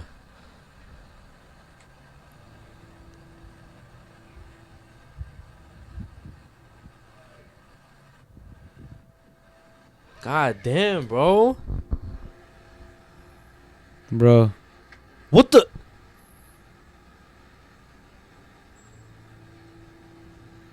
See that, Coach Q? We literally saw them, bro. We were driving on our way to the bank and shit, and then we passed by. Because where we're at, bro, like, we're really, really close to New Jersey, guys. Mm-hmm. Like, it's the city and shit. The city is pretty close to Jersey as well. I'll put a map. It's literally right across the water. If you drive through Jersey, you could literally see the city right across. And it's the same thing for us. We're literally divided by, I think it's the Hudson River, right? That's what we're divided by. But we're right there, bro. If we wanted to swim on some crazy shit, we could fucking swim to New Jersey and shit, right? That's how close we are. So, bro, these motherfuckers are literally just flying over here. And we saw them, bro. We saw them. We were driving on the edge. We have a fucking road or street called Richmond Terrace and shit. And it's right at the edge of the Hudson, like, shit. And we literally saw, me and Avi saw a bunch of these shits in the fucking sky, bro. They're fucking glowing red. And it's not just one of them, bro. Like, it's like they cover up a lot of the sky, bro. It's like a bunch of them and shit. I don't even know what's going on, bro. I'm not even gonna lie, bro. I feel like everything on social media could be a fake as well. It also doesn't help that how much AI advanced that you don't know what video is real or fake. And it's even worse now, bro. Like, what the fuck are we supposed to believe when it comes to the news and shit? Because our news is social media, bro. If you think about it, yeah, it is. And now it's GGs, bro. Like, okay, genuine question for you, like what? that as. Do you think aliens have visited Earth before? Maybe, bro. I really think they have, but I don't think they're here, bro. I don't think like, cause I don't trust the government and shit. Okay. And I feel like they're just yapping about most of this alien shit just to like not talk about other stuff and shit, you know? Okay. Cause, bro, everybody's talking about this, bro.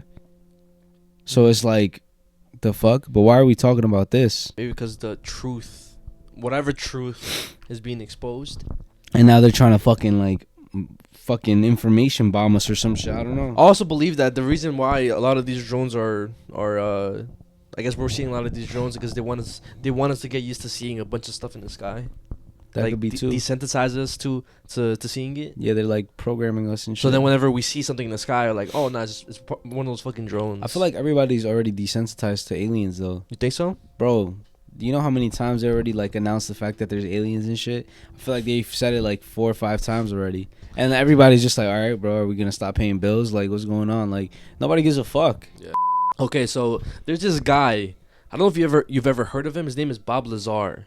I've heard the name, bro. I'm not gonna lie, but you don't know who he is. I don't know who he is. So I'm not gonna lie. He's the reason why I actually believe that aliens are real, and there's no bullshit that they fucking visited Earth before, and that the U.S. government has reverse engineered their technology.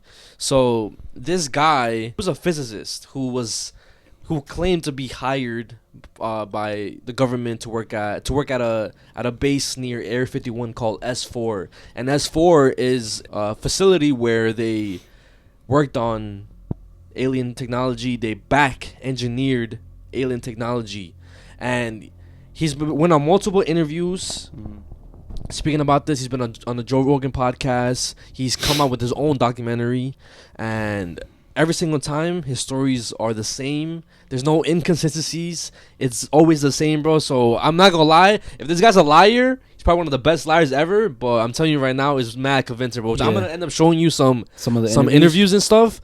But what was the size of the staff working on Project Galileo? Well, there were 22 people employed there totally. And that was specifically for the Galileo project? No, for the entire project. Oh, I see. There were 22 people with Majestic clearance. I had Majestic clearance. Majestic clearance was designated as clearance 38 levels above Q clearance, and Q clearance is the civilian top secret clearance.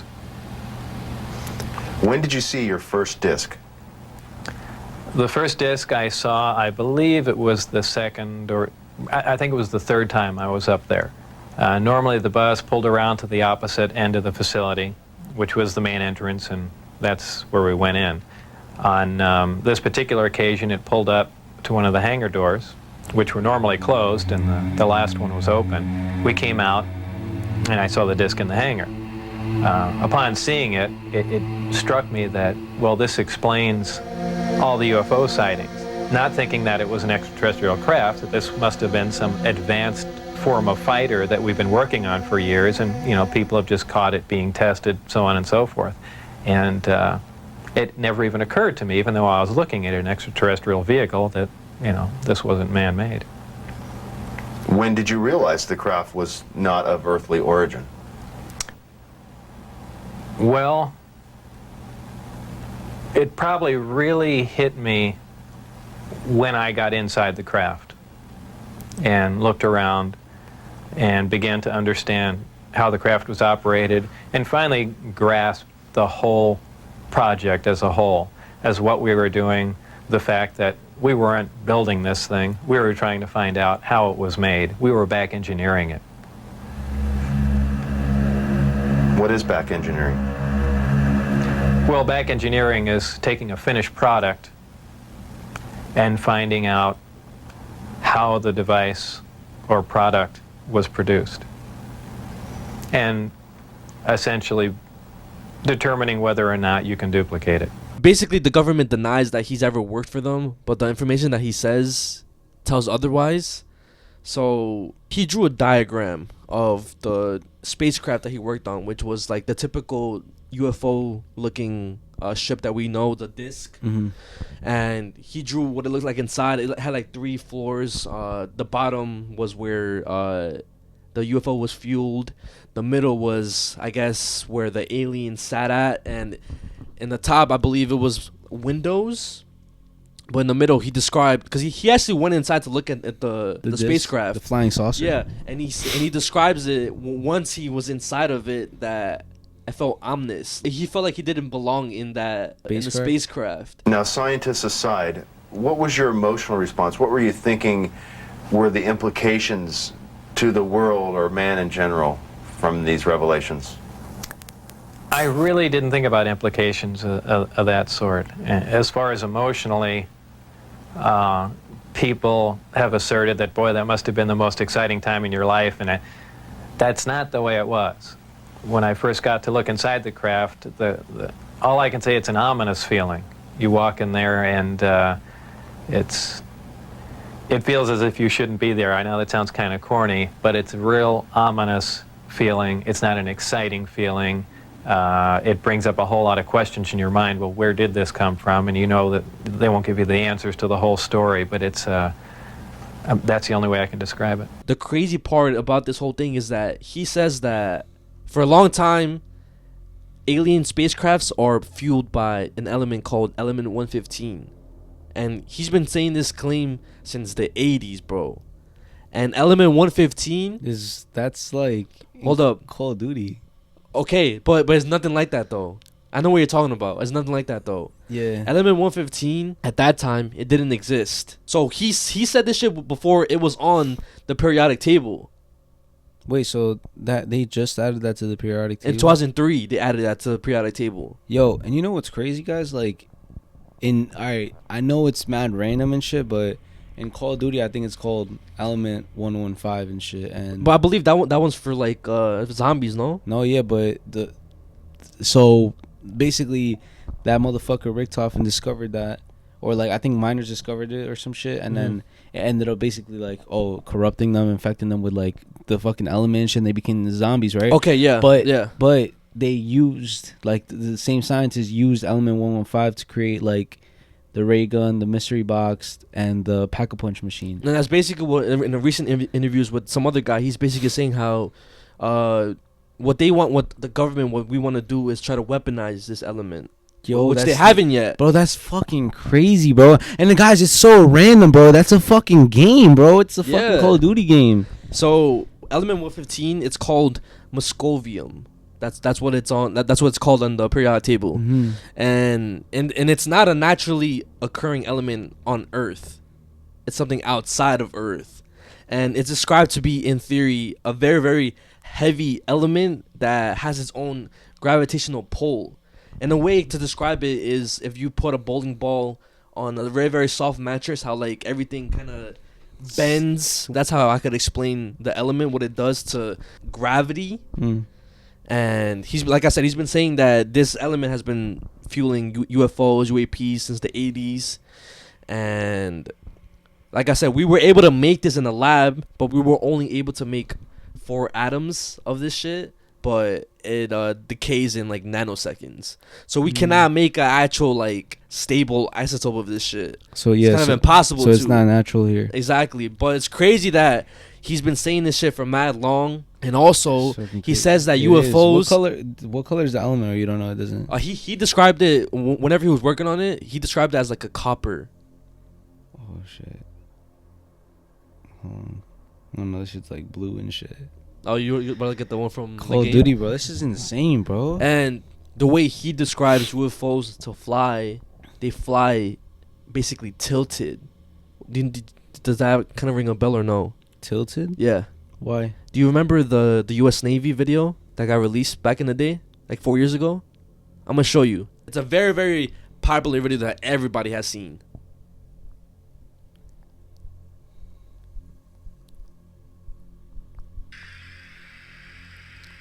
Oh shit. But he's been saying that since, again, the 80s, bro.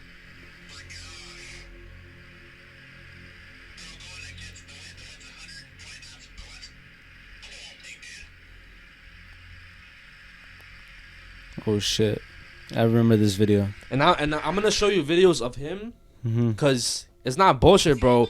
And also, while he was working at S4 and other like scientific facilities, he also said that there was this thick ass document that related to religion that it's considered top secret. But he was saying, why is that much information top secret? Religion. You saw some other reports that you... Yeah, religious documents, yeah. Well, pretty hard to swallow. very hard to swallow. Saying basically that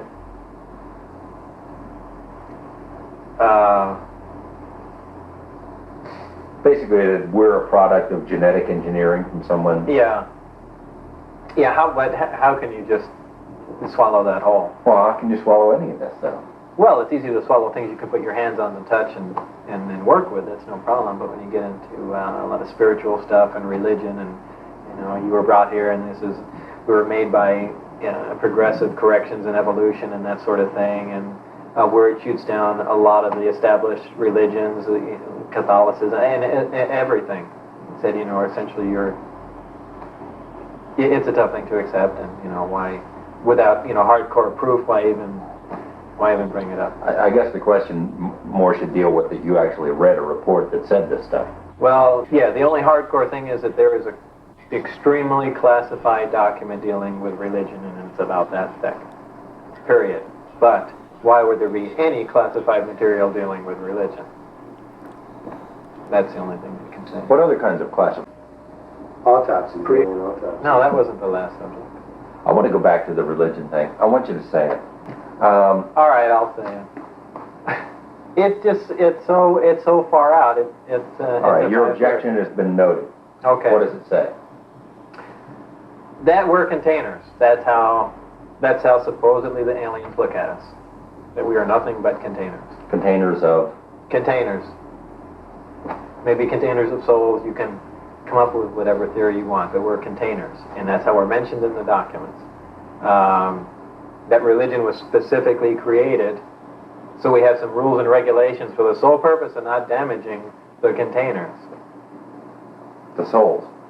Meaning? Well, the souls or the bodies, whatever. That's meaning like we're containers for souls that they're going to use at some other point. Right. And that they had something to do with different prophets and biblical figures. Yes. What? Well, then, that supposedly Jesus and two other beings were genetically engineered. They were implanted in people on Earth in biblical times, and their births were closely monitored. Now, just some little connections to that my wife had brought up were in the Bible. They said that the star had followed Mary wherever she went, and that all UFO sightings always start out as people, well, gee, that looks like a bright star, and well, in fact, they said in the Bible, the brightest star in the sky followed her where she went, and just make little connections like that. Okay, so this is him explaining the element, and also explains how the UFO looked. The power source is a reactor which uses this element 115 as its fuel. Inside the reactor, element 115 is bombarded with a proton, which plugs into the nucleus of the 115 atom and becomes element 116, which immediately decays and releases or radiates small amounts of antimatter. The antimatter is released in a vacuum into a tuned tube, which keeps it from reacting with the matter that surrounds it. It is then directed towards a gaseous matter target at the end of the tube. The matter and antimatter collide and annihilate, totally converting to energy. The heat from this reaction is converted into electrical energy in a near 100% efficient thermoelectric generator. This is a device that converts heat directly into electrical energy. This particular disc appeared to be in excellent condition, and because of its sleek appearance, I nicknamed it the Sport Model. The Sport Model is about 16 feet tall and 40 feet in diameter. The exterior skin of the disc is metal, which is the color of unpolished stainless steel. The Sport Model sits on its belly when it's not energized. As you can see, the hatch is located on the upper half of the disc, with just the bottom portion of the door wrapping around the center lip of the disc. The interior level of the disc is divided into 3 levels. The lower level is where the 3 gravity amplifiers and amplifier guides are located. These are the things used to amplify and focus the gravity A wave that we learned about in our science lessons. The reactor is located directly above the 3 gravity amplifiers on the center level and is in fact centered between them. The reactor is similar to this half-scale model. The element 115 is machined into triangles like this and is then inserted into the reactor. This piece of element 115 is the source of the gravity A wave, as well as the target that is bombarded with protons to release the antimatter. Nah, what the fuck, bro? That's crazy because, like, the shit that I'm going to talk about right now is literally similar to what you just talked about right now. Really? Yeah, so it's an alien sighting that happened in Zimbabwe that was witnessed by, like, I believe 50 plus or 60 plus kids in a primary elementary school, right? 64 kids to be exact. They claim to have seen little black men coming out of a silver disc. What the fuck? And you just described a silver disc. Well, what he described was a silver disc and little 3 feet men. And then that's exactly how they described it. 64 kids described these aliens the same way. So what happened is that on Friday, September 16th, 1994, it was a regular school day for Ariel Primary School. And just to make sure you guys know where the fuck we're at is Zimbabwe and Ruwa, which is like a couple miles away from the main city in Zimbabwe, or like the main like area and shit. So it was 10:30 a.m. recess. The kids were outside, they were playing.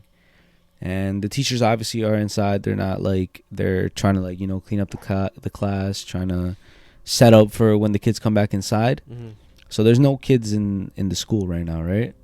All of a sudden, the teachers that are already in the school, first it started off with the lady who basically ran the kind of like a convenience store in the school, kind of like snacks, drinks, if you wanted to get any like something to eat, right? She was there. A bunch of kids started rushing into her store, her little shop. Okay. And they started saying how, oh, they saw a little black man. Like, they were fucking terrified and shit, right? A bunch of other kids ran inside the school, yelling and frantically, like, screaming and shit. Like, oh, there's something outside. There's something outside. Like, we're seeing, bro, there's, like, a flying disc outside. And the teachers didn't believe what the fuck they were saying and shit, right? So they ended up going outside, and they saw nothing. But the BBC ended up coming to Zimbabwe. They had already been like covering a couple stories in Africa and stuff regarding UFOs. Yeah. So it was this guy. His name was Tim Leach. He was a BBC senior correspondent. Okay. And he's the one who like decided to, you know, start this case or start interviewing the kids. They all said that an unknown craft landed next to the schoolyard. It's fenced out. And away from it is this open like field with like tall grass, and how they said that it was this disc like shape, windows on top, and how it landed and stuff without making a noise. And then out of a door, a little hatch came out these 2 little black men who they literally described them as like big ass eyes that inverted inward. Some kids were saying that they were wearing red. Some kids were saying that they were wearing black, like jumpsuits. Some kids were saying that the skin was black. Some other kids were saying that the ship was red. Some saying that the ship had no windows. Okay. Some other kids were saying that it did have windows. Everybody came to the conclusion that some of the shit was like not correlating when it came to the story. Okay. But there was a lot of things that did. Like what? One of the main things is that they were wearing some sort of like clothes, which was black. Okay. That they have big black eyes and that they're small. Also, that it was 2 of them and that there was a ship. So, and then also, why the fuck would they just randomly all come to the conclusion, let's make up this fucking lie and shit? Yeah. You know what's crazy? Because you mentioned that they said that the ship made no noise. Bob Lazar said the same thing whenever they were test flying the spacecraft, because they did probably like a couple seconds of them flying it. Now, not too much, but he says that whenever it turned on, it made no noise. That's insane, bro. And also, he also describes the aliens kind of the way we recognize them, gray skin and the same big shit, black eyes. the same shit. And then also that the kids started reporting like seeing visions of like basically what would happen to Earth in the future.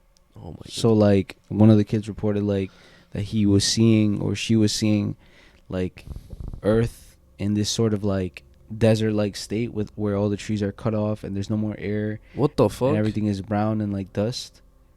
And how like maybe that's like a future way of seeing the Earth and shit. Other kids were seeing like the polluted oceans, and also catastrophic natural events also as well. And they're kids. Like, why would they think about shit like this? Exactly, bro. Exactly. So another kid was also how like they were giving us warnings when it came to the technology and how like we can't get too advanced when it comes to technology because that could also fuck us up. So the aliens were trying to give like these kids warnings and stuff. And you know, I low-key like understand why they would appear to kids, because like first of all, kids are not gonna like they're harmless and shit, you know. And also like maybe they're innocent, they're not gonna like, you know what I mean? Like a human is gonna be like, oh fuck this motherfucker, start shooting them or some shit. Yeah. Poses a little bit more of a threat. But now I have the videos of like basically the interviews of the kids. Yeah, let me see. We were playing down over there on the log. Yeah? And then we saw something shiny, so we all ran down over there. And it was in the early morning? It was at break time. Yeah? And then we saw something shiny. And we saw two people. They were in tight black suit. And they had big eyes. And we didn't actually see their nose, but it was quite small. And their mouth was quite small as well. One of them was running in slow motion up across the ship, and the other one was standing beside the ship. Yeah, you made a drawing, huh? It looked like this? No, yeah, something like that. I couldn't see the eyes or the nose or the mouth. It was just blank, like a piece of paper. Well, when they came, I thought they were crazy.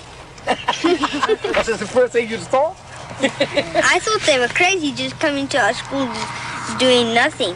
And all I saw was something like silver coming down, and I said, what must that be? And everybody's crowding it. I must go crowd too. And then I went and I started crowding, and everybody, then more people came and more. And then I said, hey, I can't see anymore. Come on, somebody, I'm short. Come on. And then I went to the front and I started seeing more of them, and then I just ran away. The day before the spaceship came, my friends and I were sitting in the playground, and one of my friends, her name Emily, she looked up into the sky and she said, oh, there's a UFO. She said, and I looked at it and she said, no, just kidding, it's an airplane. And we looked up and I thought to myself, that can't be an airplane because it was very shiny. It looked kind of like a cigarette, you know. It was a long thing and then on the end it was all shiny. And so I said, maybe it is a UFO. So we were all kind of like getting scared now. And then the day that it happened, then we started thinking, yeah, there must have been a UFO in the sky. Because my brother also saw it, but he's left the school now. It was sort of like a round shape, sort of like a plate, sort of like two plates that were sort of like on top of each other. Then there was sort of like the hole, the hatch for it, and there was sort of like in between two trees. But you couldn't see that clearly, and it was just silver all over. And I didn't see any men or something like that. You saw one UFO that's surrounded by little ones? Yeah, one big one. What was like the public perception when it came to this?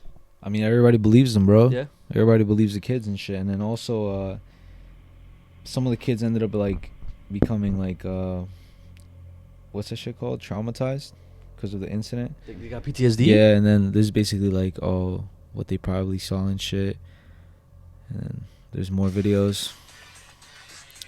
Yeah, they basically didn't want to come back to the school, and then a lot of the parents also like were kind of mad, and they were sending letters to the schools like asking for answers of what's going on and what the fuck they should do. But these are a lot of the drawings too as well.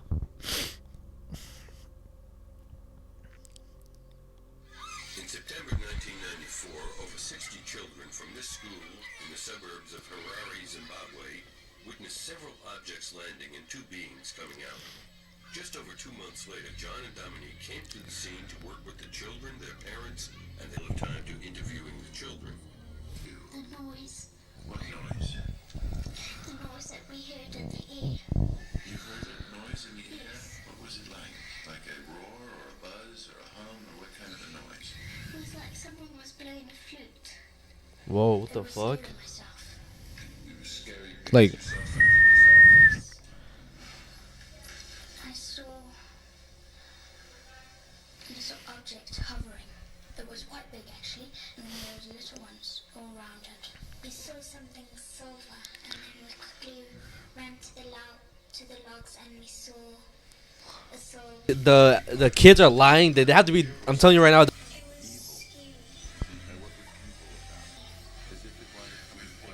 Staring at you as if what? As if to do what? Go with it? Did you feel like you wanted to go with it? As if it wanted to come and take you.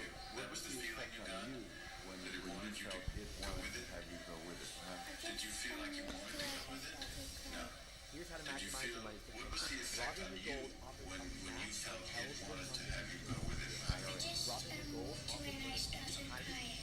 Yeah.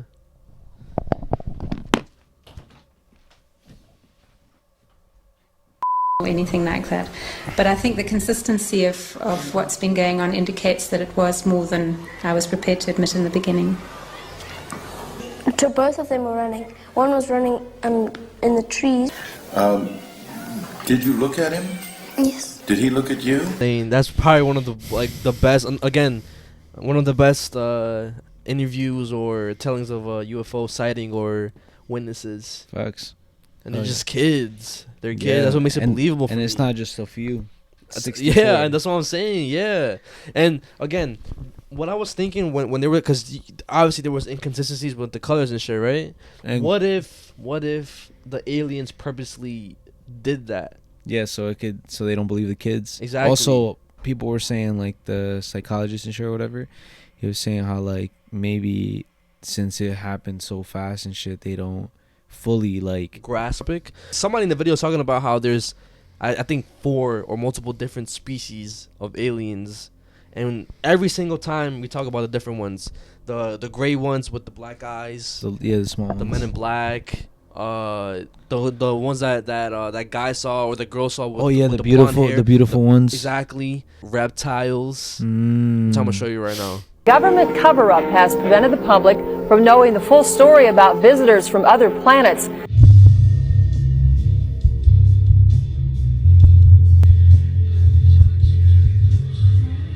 I think at least one of them was part of an archaeological dig. That means it's not just old, it's ancient. I got to look inside and it had really small chairs. Why does it have little furniture inside? Essentially a little seat. They have no sex organs and that they don't seem to have any muscle. They're just almost like a frame. Right. And they have enormous heads.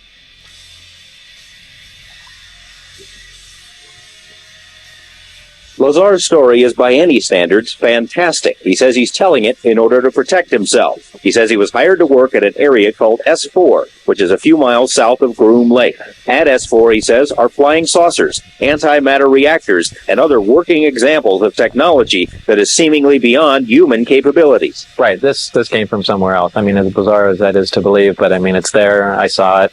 I know what the current state of the art is in physics, and it can't be done. They've been coming here forever, and they also said that we're a product of accelerated evolution. They've been visiting our planet for thousands of years, with absolute certainty that four different species, at least, have been visiting this planet for thousands of years. Zeta Reticuli is a binary star. What the fuck, bro? That's what I'm saying, bro. It fucks your mind over, bro. Cause like, I believe this shit wholeheartedly. Like, I know they're real. They're out there. Maybe they're like you said. Maybe they're not here right now. Yeah. But they have definitely been here before. And it's just crazy to think that we're obviously not the only ones here in this universe, bro. There's no fucking way. Just to move on from the UFO like alien topics or whatever, I have it's another unsolved mystery, but it's a very, very creepy one. So I don't know if you ever heard about the Jamison family. Nah, I never heard about it. this. I don't know if I don't know if I've talked about this before, because it might sound familiar, but I looked around and I'm pretty sure I never talked about this shit, bro. No. But basically, this family of 3 ended up disappearing like that. Oh, you didn't talk about this. No, okay, good. So again, it's probably one of like the creepiest ones. 1, because it's a family, and 2, because of the theories that people came up with. Yeah. On where they could have went or how they could have died. So basically, the family consisted of 2 parents, Bobby, Sherilyn, and their 6-year-old daughter, Madison Jamison. And even before they disappeared, there was already some red flags that you could probably be the judge of and come to your own conclusion of what could have happened to them. Yeah. So Bobby suffered from severe chronic back pain that was caused by a car accident back in 2003, and this happened in 2008. Sherilyn was bipolar, and she was medicated for it, but she sometimes wouldn't take the medication, which made her lash out at her family members sometimes. And also caused her to have severe depression. But both Bobby and Sherilyn, they believed that their house that they lived at was being haunted by like 3 to 4 spirits. And it got so bad that they ended up contacting their local pastor, and they asked him, like, obviously for help if they needed to perform an exorcism in the house. And Bobby, he ended up saying, "Do you have any special bullets that I could shoot these spirits with?" Which is kind of, it's a little weird to ask. Yeah. That was also one of the reasons why they ended up wanting to move out of that place, because they wanted to start fresh, start brand new, kind of a new life in a way. Yeah. So they started to look around for places to live, but they weren't looking for a house to live at. They were looking for a plot of land to live at, because they owned this storage container, and they wanted to put their storage container on this plot of land so they could live inside of the storage container. Yeah. And they ended up finding a place about 30 miles away from where they were originally from. It's called Red Oak in Oklahoma. And also keep in mind that their neighbors thought that these motherfuckers were crazy, because Sherilyn she believed that she was a witch. She had graffitied on the storage container saying, "The neighbors have poisoned our cats. Witches don't like it when you kill our cats." So she deadass believes that she was a witch, and you could tell like she's not right. She's not right mentally. So the day of the disappearance comes, Bobby, Sherilyn, and Madison, and their dog, they pack up the truck and they leave to that spot in Red Oak. But they were never found. After that, they disappeared. And at first, it wasn't that alarming, because their family and friends said that they would kind of do this often. They would go missing? Kind of go missing in a way. They would go off the map.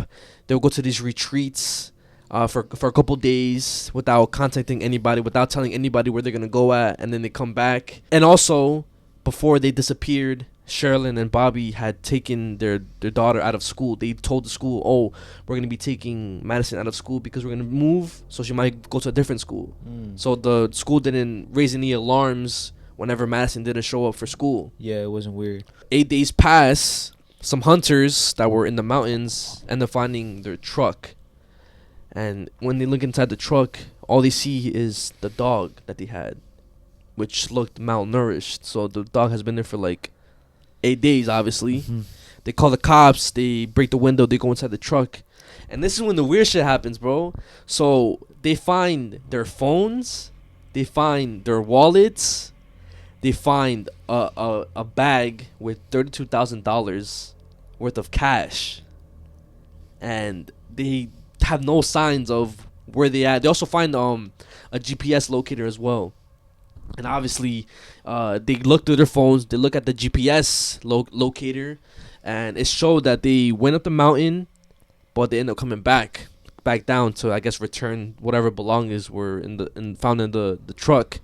And there was a picture that was found on Bobby's phone of Madison, which still to this day, people don't know if she's happy in the picture or if she's kind of scared in the picture. Like, we don't know if Bobby took the picture or a kidnapper took the picture. So you can let me know what you think of the picture too. What the fuck? This is the picture.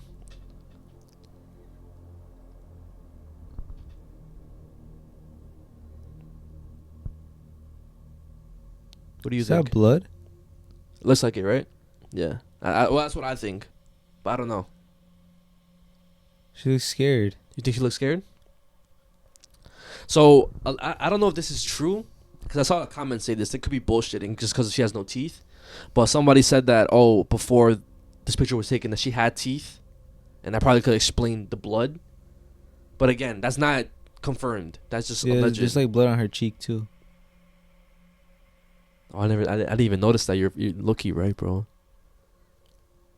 But yeah, they obviously performed a huge search.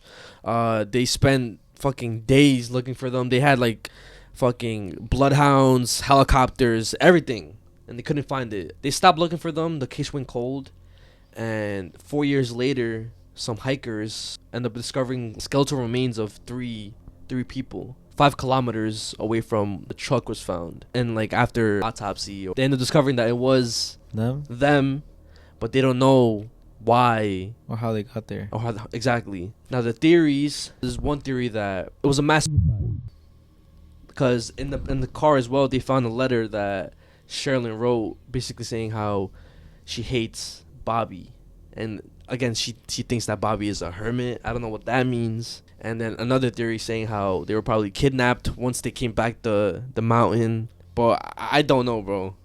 I don't know. Who knows? I mean, I don't even know what could have happened to them and shit. Like, somebody could have easily just placed the bodies back. Do you think it was a cult? Yo. Because Sherilyn thought she was a witch. They would go to like many retreats. And what was the reason for bringing that much money? But it also makes no sense if they were kidnapped because they had so much money in the car. $32,000. Yeah. And they left it there too. And one more thing as well. It's kind of... It's low quality, but there's some CCTV footage of them packing the car and putting Madison in the truck before like they disappeared. And some people say that they look like they're in a trance state, which I kind of don't see because the quality is so low. But it is pretty eerie.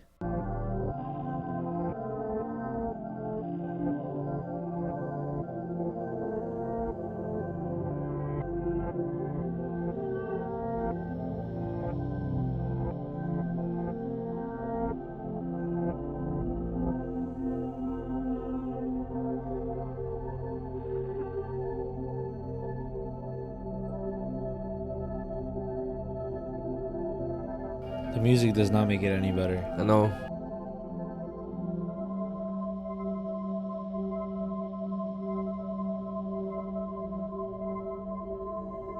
It's like they're just going back and forth, but sometimes they don't even push it inside the truck. It's like that's why they say they're in a trance state. Nah, what the fuck? Still, people theorize what could have happened. The whole picture that I showed you, people don't know if, again, she's happy or if somebody else took the picture. Yeah, she's definitely not happy, bro. I feel like she's definitely not happy. That's some shit Julia does before she's gonna cry. I guess to move on to the next topic, I'm gonna talk about a Japanese scary urban legend. Okay. So it's this legend called the Teke. I've never heard about this. So a lot of people it's kind of like the same thing with La Llorona, where a lot of people have different like ways or stories that like you see like, oh, they kind of all relate back to the same like ending. Okay. But it's different depictions of the same story. Okay. the same shit when it comes to this. So some people say that it was a schoolgirl who was getting bullied, and when she was getting bullied, she ended up falling into train tracks, and when she ended up falling, she got split in half by the train. Others are saying is that she was part of the military, and that since she was the only female in the military, she was essayed, abused, and then she was basically thrown into the train tracks and she was cut in half. Others were saying that she committed suicide on the train tracks. She was depressed and she ended up committing suicide. But they're all related to the fact that she was split in half by a train and she died on the train tracks, right? Okay. And this happened in Japan.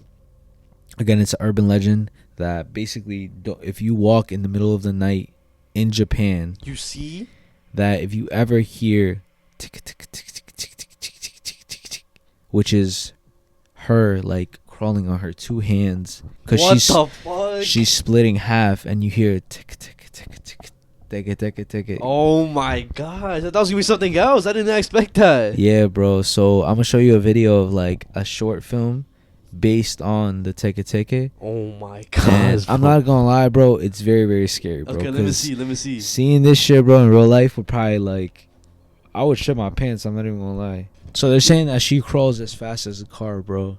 So. So this is a short film. There's like a little like, this is a short clip of a short film. Okay. Oh nah.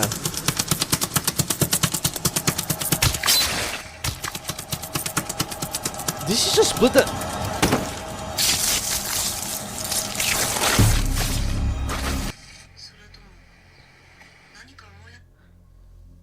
That was hella fast. I thought it was good. What the fuck was this? It's the same movie.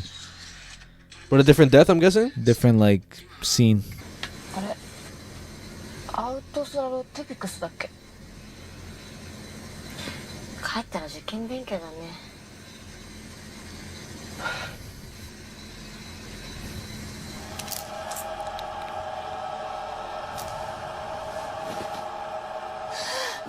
Oh nah.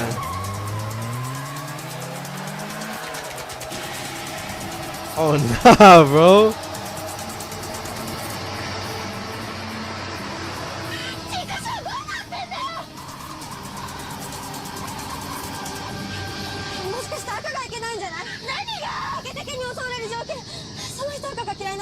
Yeah.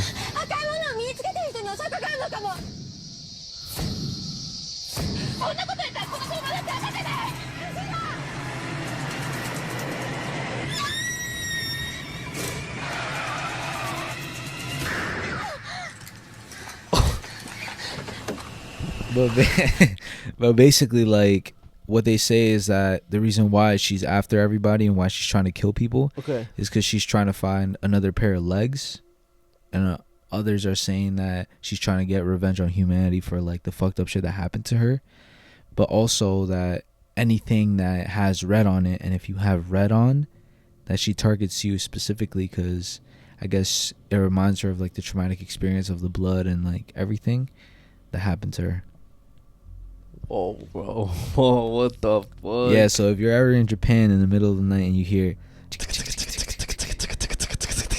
it's already too late. GG's for you, buddy. So apparently, like, there's ways that like you could like survive and shit. What's the ways? So one of the ways is like if you're like on high ground, like she's probably not gonna get you, and just stay away from railroads. Well, guys, that does conclude y'all favorite segment. Hope you guys enjoyed. But before we're doing the podcast, you already know Patreon and supporter shoutouts. I'm about to dress up as Teke. Element 115. All right, guys. Shout out to Misery Daddy. Shout out to. Oh, did you want me to read them this time? Because you said you didn't want to read them. It's good, bro. Shout out Misery Daddy. Shout out Yair Torres. Anita Dick and Me. What the fuck? Shout out. That's what it says, bro. No, but I'm saying, like, what the fuck, yo? Y'all motherfuckers, bro. Shout out Purgatory. Shout out Cielo. Shout out Sweaty Butts. Shout out book_girly6620. Yovi Santiago. Lobo33. Josh._.0103. Goddamn. Tupapi El Comal. Juanita Lascano. Tiana Martinez. 88 Falling. Arnulfo Mendez, Ran Yakuma, Brian Esquivel, Gustavo, Deku, Anita, Tita, Brianna Marcos, Nadia Alston, Analisa Melculo, Bree, Leslie with the pink hair, Chiclina Lopez, Stephanie Perez, shout out Te la Comes Toda, Anaí, Alvaro Morales, a.k.a. El Ceviche, Ronaldo MD, The Throat Goat, De Rosolano, Rosa Melfiero, D'Amico Bucua, Juan Medina, Jesus Chavez, Pascual Zuniga, Dixon Mayas, Jose Aguilera, Jose, Jaime Aurel Bavera, Abel Mendoza, Miguelito, Jennifer Montalongo, and that space guy. We fucking love you guys. Love you guys so much. Shout out to some Instagram people. Shout out to Diego Ramos. Hey, was wondering if I could get a birthday shout out. I'm turning 18 today. My name is Diego, and I've been listening since like episode 40. Damn. Y'all funny as hell, and whenever I watch y'all's podcast, I feel like I'm with some of my older cousins messing around. Keep doing what y'all doing, cause if not, keep doing what y'all doing, cause if nothing else, you inspire kids like me to chase their dreams. Payasos for life. Hey. Happy birthday to you, bro. Happy 18th birthday to you, bro. Yo, fucking love you, bro. Hope you enjoyed your birthday. Facts, big facts. Hope you spend it with family and your friends, bro. And if you watch this video, comment down what you do on your 18th birthday. Shout out to Lena G 2616, watching all the way from Seattle. This episode really opened my eyes. Love y'all. Always looking forward for Fridays. I'm Zombie. Shout out to Amiris Lopez 3503. I can really relate to the guy with the blonde highlights. Sorry I haven't really learned your names. Don't worry, it's all good, bro. He made me feel less alone and helped me realize that there's other people like me. Shout out to you, bro. There was a lot of comments like that really being supportive about like the whole opening up, and you know, we call it a yap session, but in reality it's just opening up about our feelings. Shout out to the people who like support that and actually fuck with it, because y'all don't have to watch that shit, but the fact that y'all like it, y'all real ones. And the fact that y'all were defending us in the comments, saying how, yo, if you don't want to watch whatchamacallit, the regular segment, just skip to the fucking the scary segment or whatever your favorite segment. And also, I don't know why I was getting some low-key backlash the last episode. I wasn't even trying to like be a dickhead. I was just, because I just didn't want to cry, and I was already feeling down, and I did not want to like. I had the energy. You didn't want the energy to get worse. Yeah, bro. Shout out to Pizza Time 1503. Greetings from North Korea. The fuck? Yeah, bro. Wait. What? Isn't that? Wait, is that the bad? Is that the bad side? No way. Is that like the fucking yeah? Oh, they're probably joking then. They definitely are. There's no way. Because I don't think they're even allowed to like. Yeah, I don't think so. Shout out to oh my gosh, Adoni Soccer Player 7. This is my favorite podcast. I feel like I know you guys. You guys are real. Hey. And then the final one, shout out to Francisco Solorzano 6412. The Notice podcast intro Loki growing on me. I'm fucking with it. Hey. Shout out to everybody who's been showing love, guys. I know last episode wasn't that good because I forgot to say it in the regular segment. Whenever we finished it, I didn't say it, but I kind of thought it was kind of mid. Then I rewatched it, and it was not that bad. I still don't think it was one of our best episodes. Yeah. But some people were like saying how they fuck with the episode OD, that is one of the best episodes. So I guess it's all like. I feel like I don't think we're ever gonna put out a bad episode. Only if like, I feel like we'll know when it's a trash episode when we don't want to post it. Because there's been times like that, and we like just didn't want to post it and shit. Yeah, you're right. So, but guys, thank you guys for supporting. You guys always show love. You guys always go crazy, even if we don't have the best topics. Y'all still fucking watch us and stuff. And also, shout out to. Oh, not shout out. This is going to be dropping on the 20th, 5 days before Christmas. This is not the Christmas special. Next week will be the Christmas special, but this is just a little happy, Merry Christmas and early Merry Christmas for you guys. Hope you guys have a very, very good Christmas. You guys got what you want. You guys bought, your siblings, parents, cousins, whoever, your partner, very good gifts, or even if you didn't get good gifts, just spend time with your family, bro. And even if you don't celebrate Christmas at all, Happy Hanukkah, Kwanzaa, whatever you guys celebrate, or if you don't celebrate anything, still hope you have a good week. It's gonna be a lot of positive energy from us coming in the next episode and shit. So, you know, we're showing all the love to you guys. Like I said, even if you don't celebrate Christmas, we fucking love you guys regardless. But it's been your host, George, aka Messiah. It's been your host, Ricardo, aka the Ricardo. And do not let this podcast go unnoticed.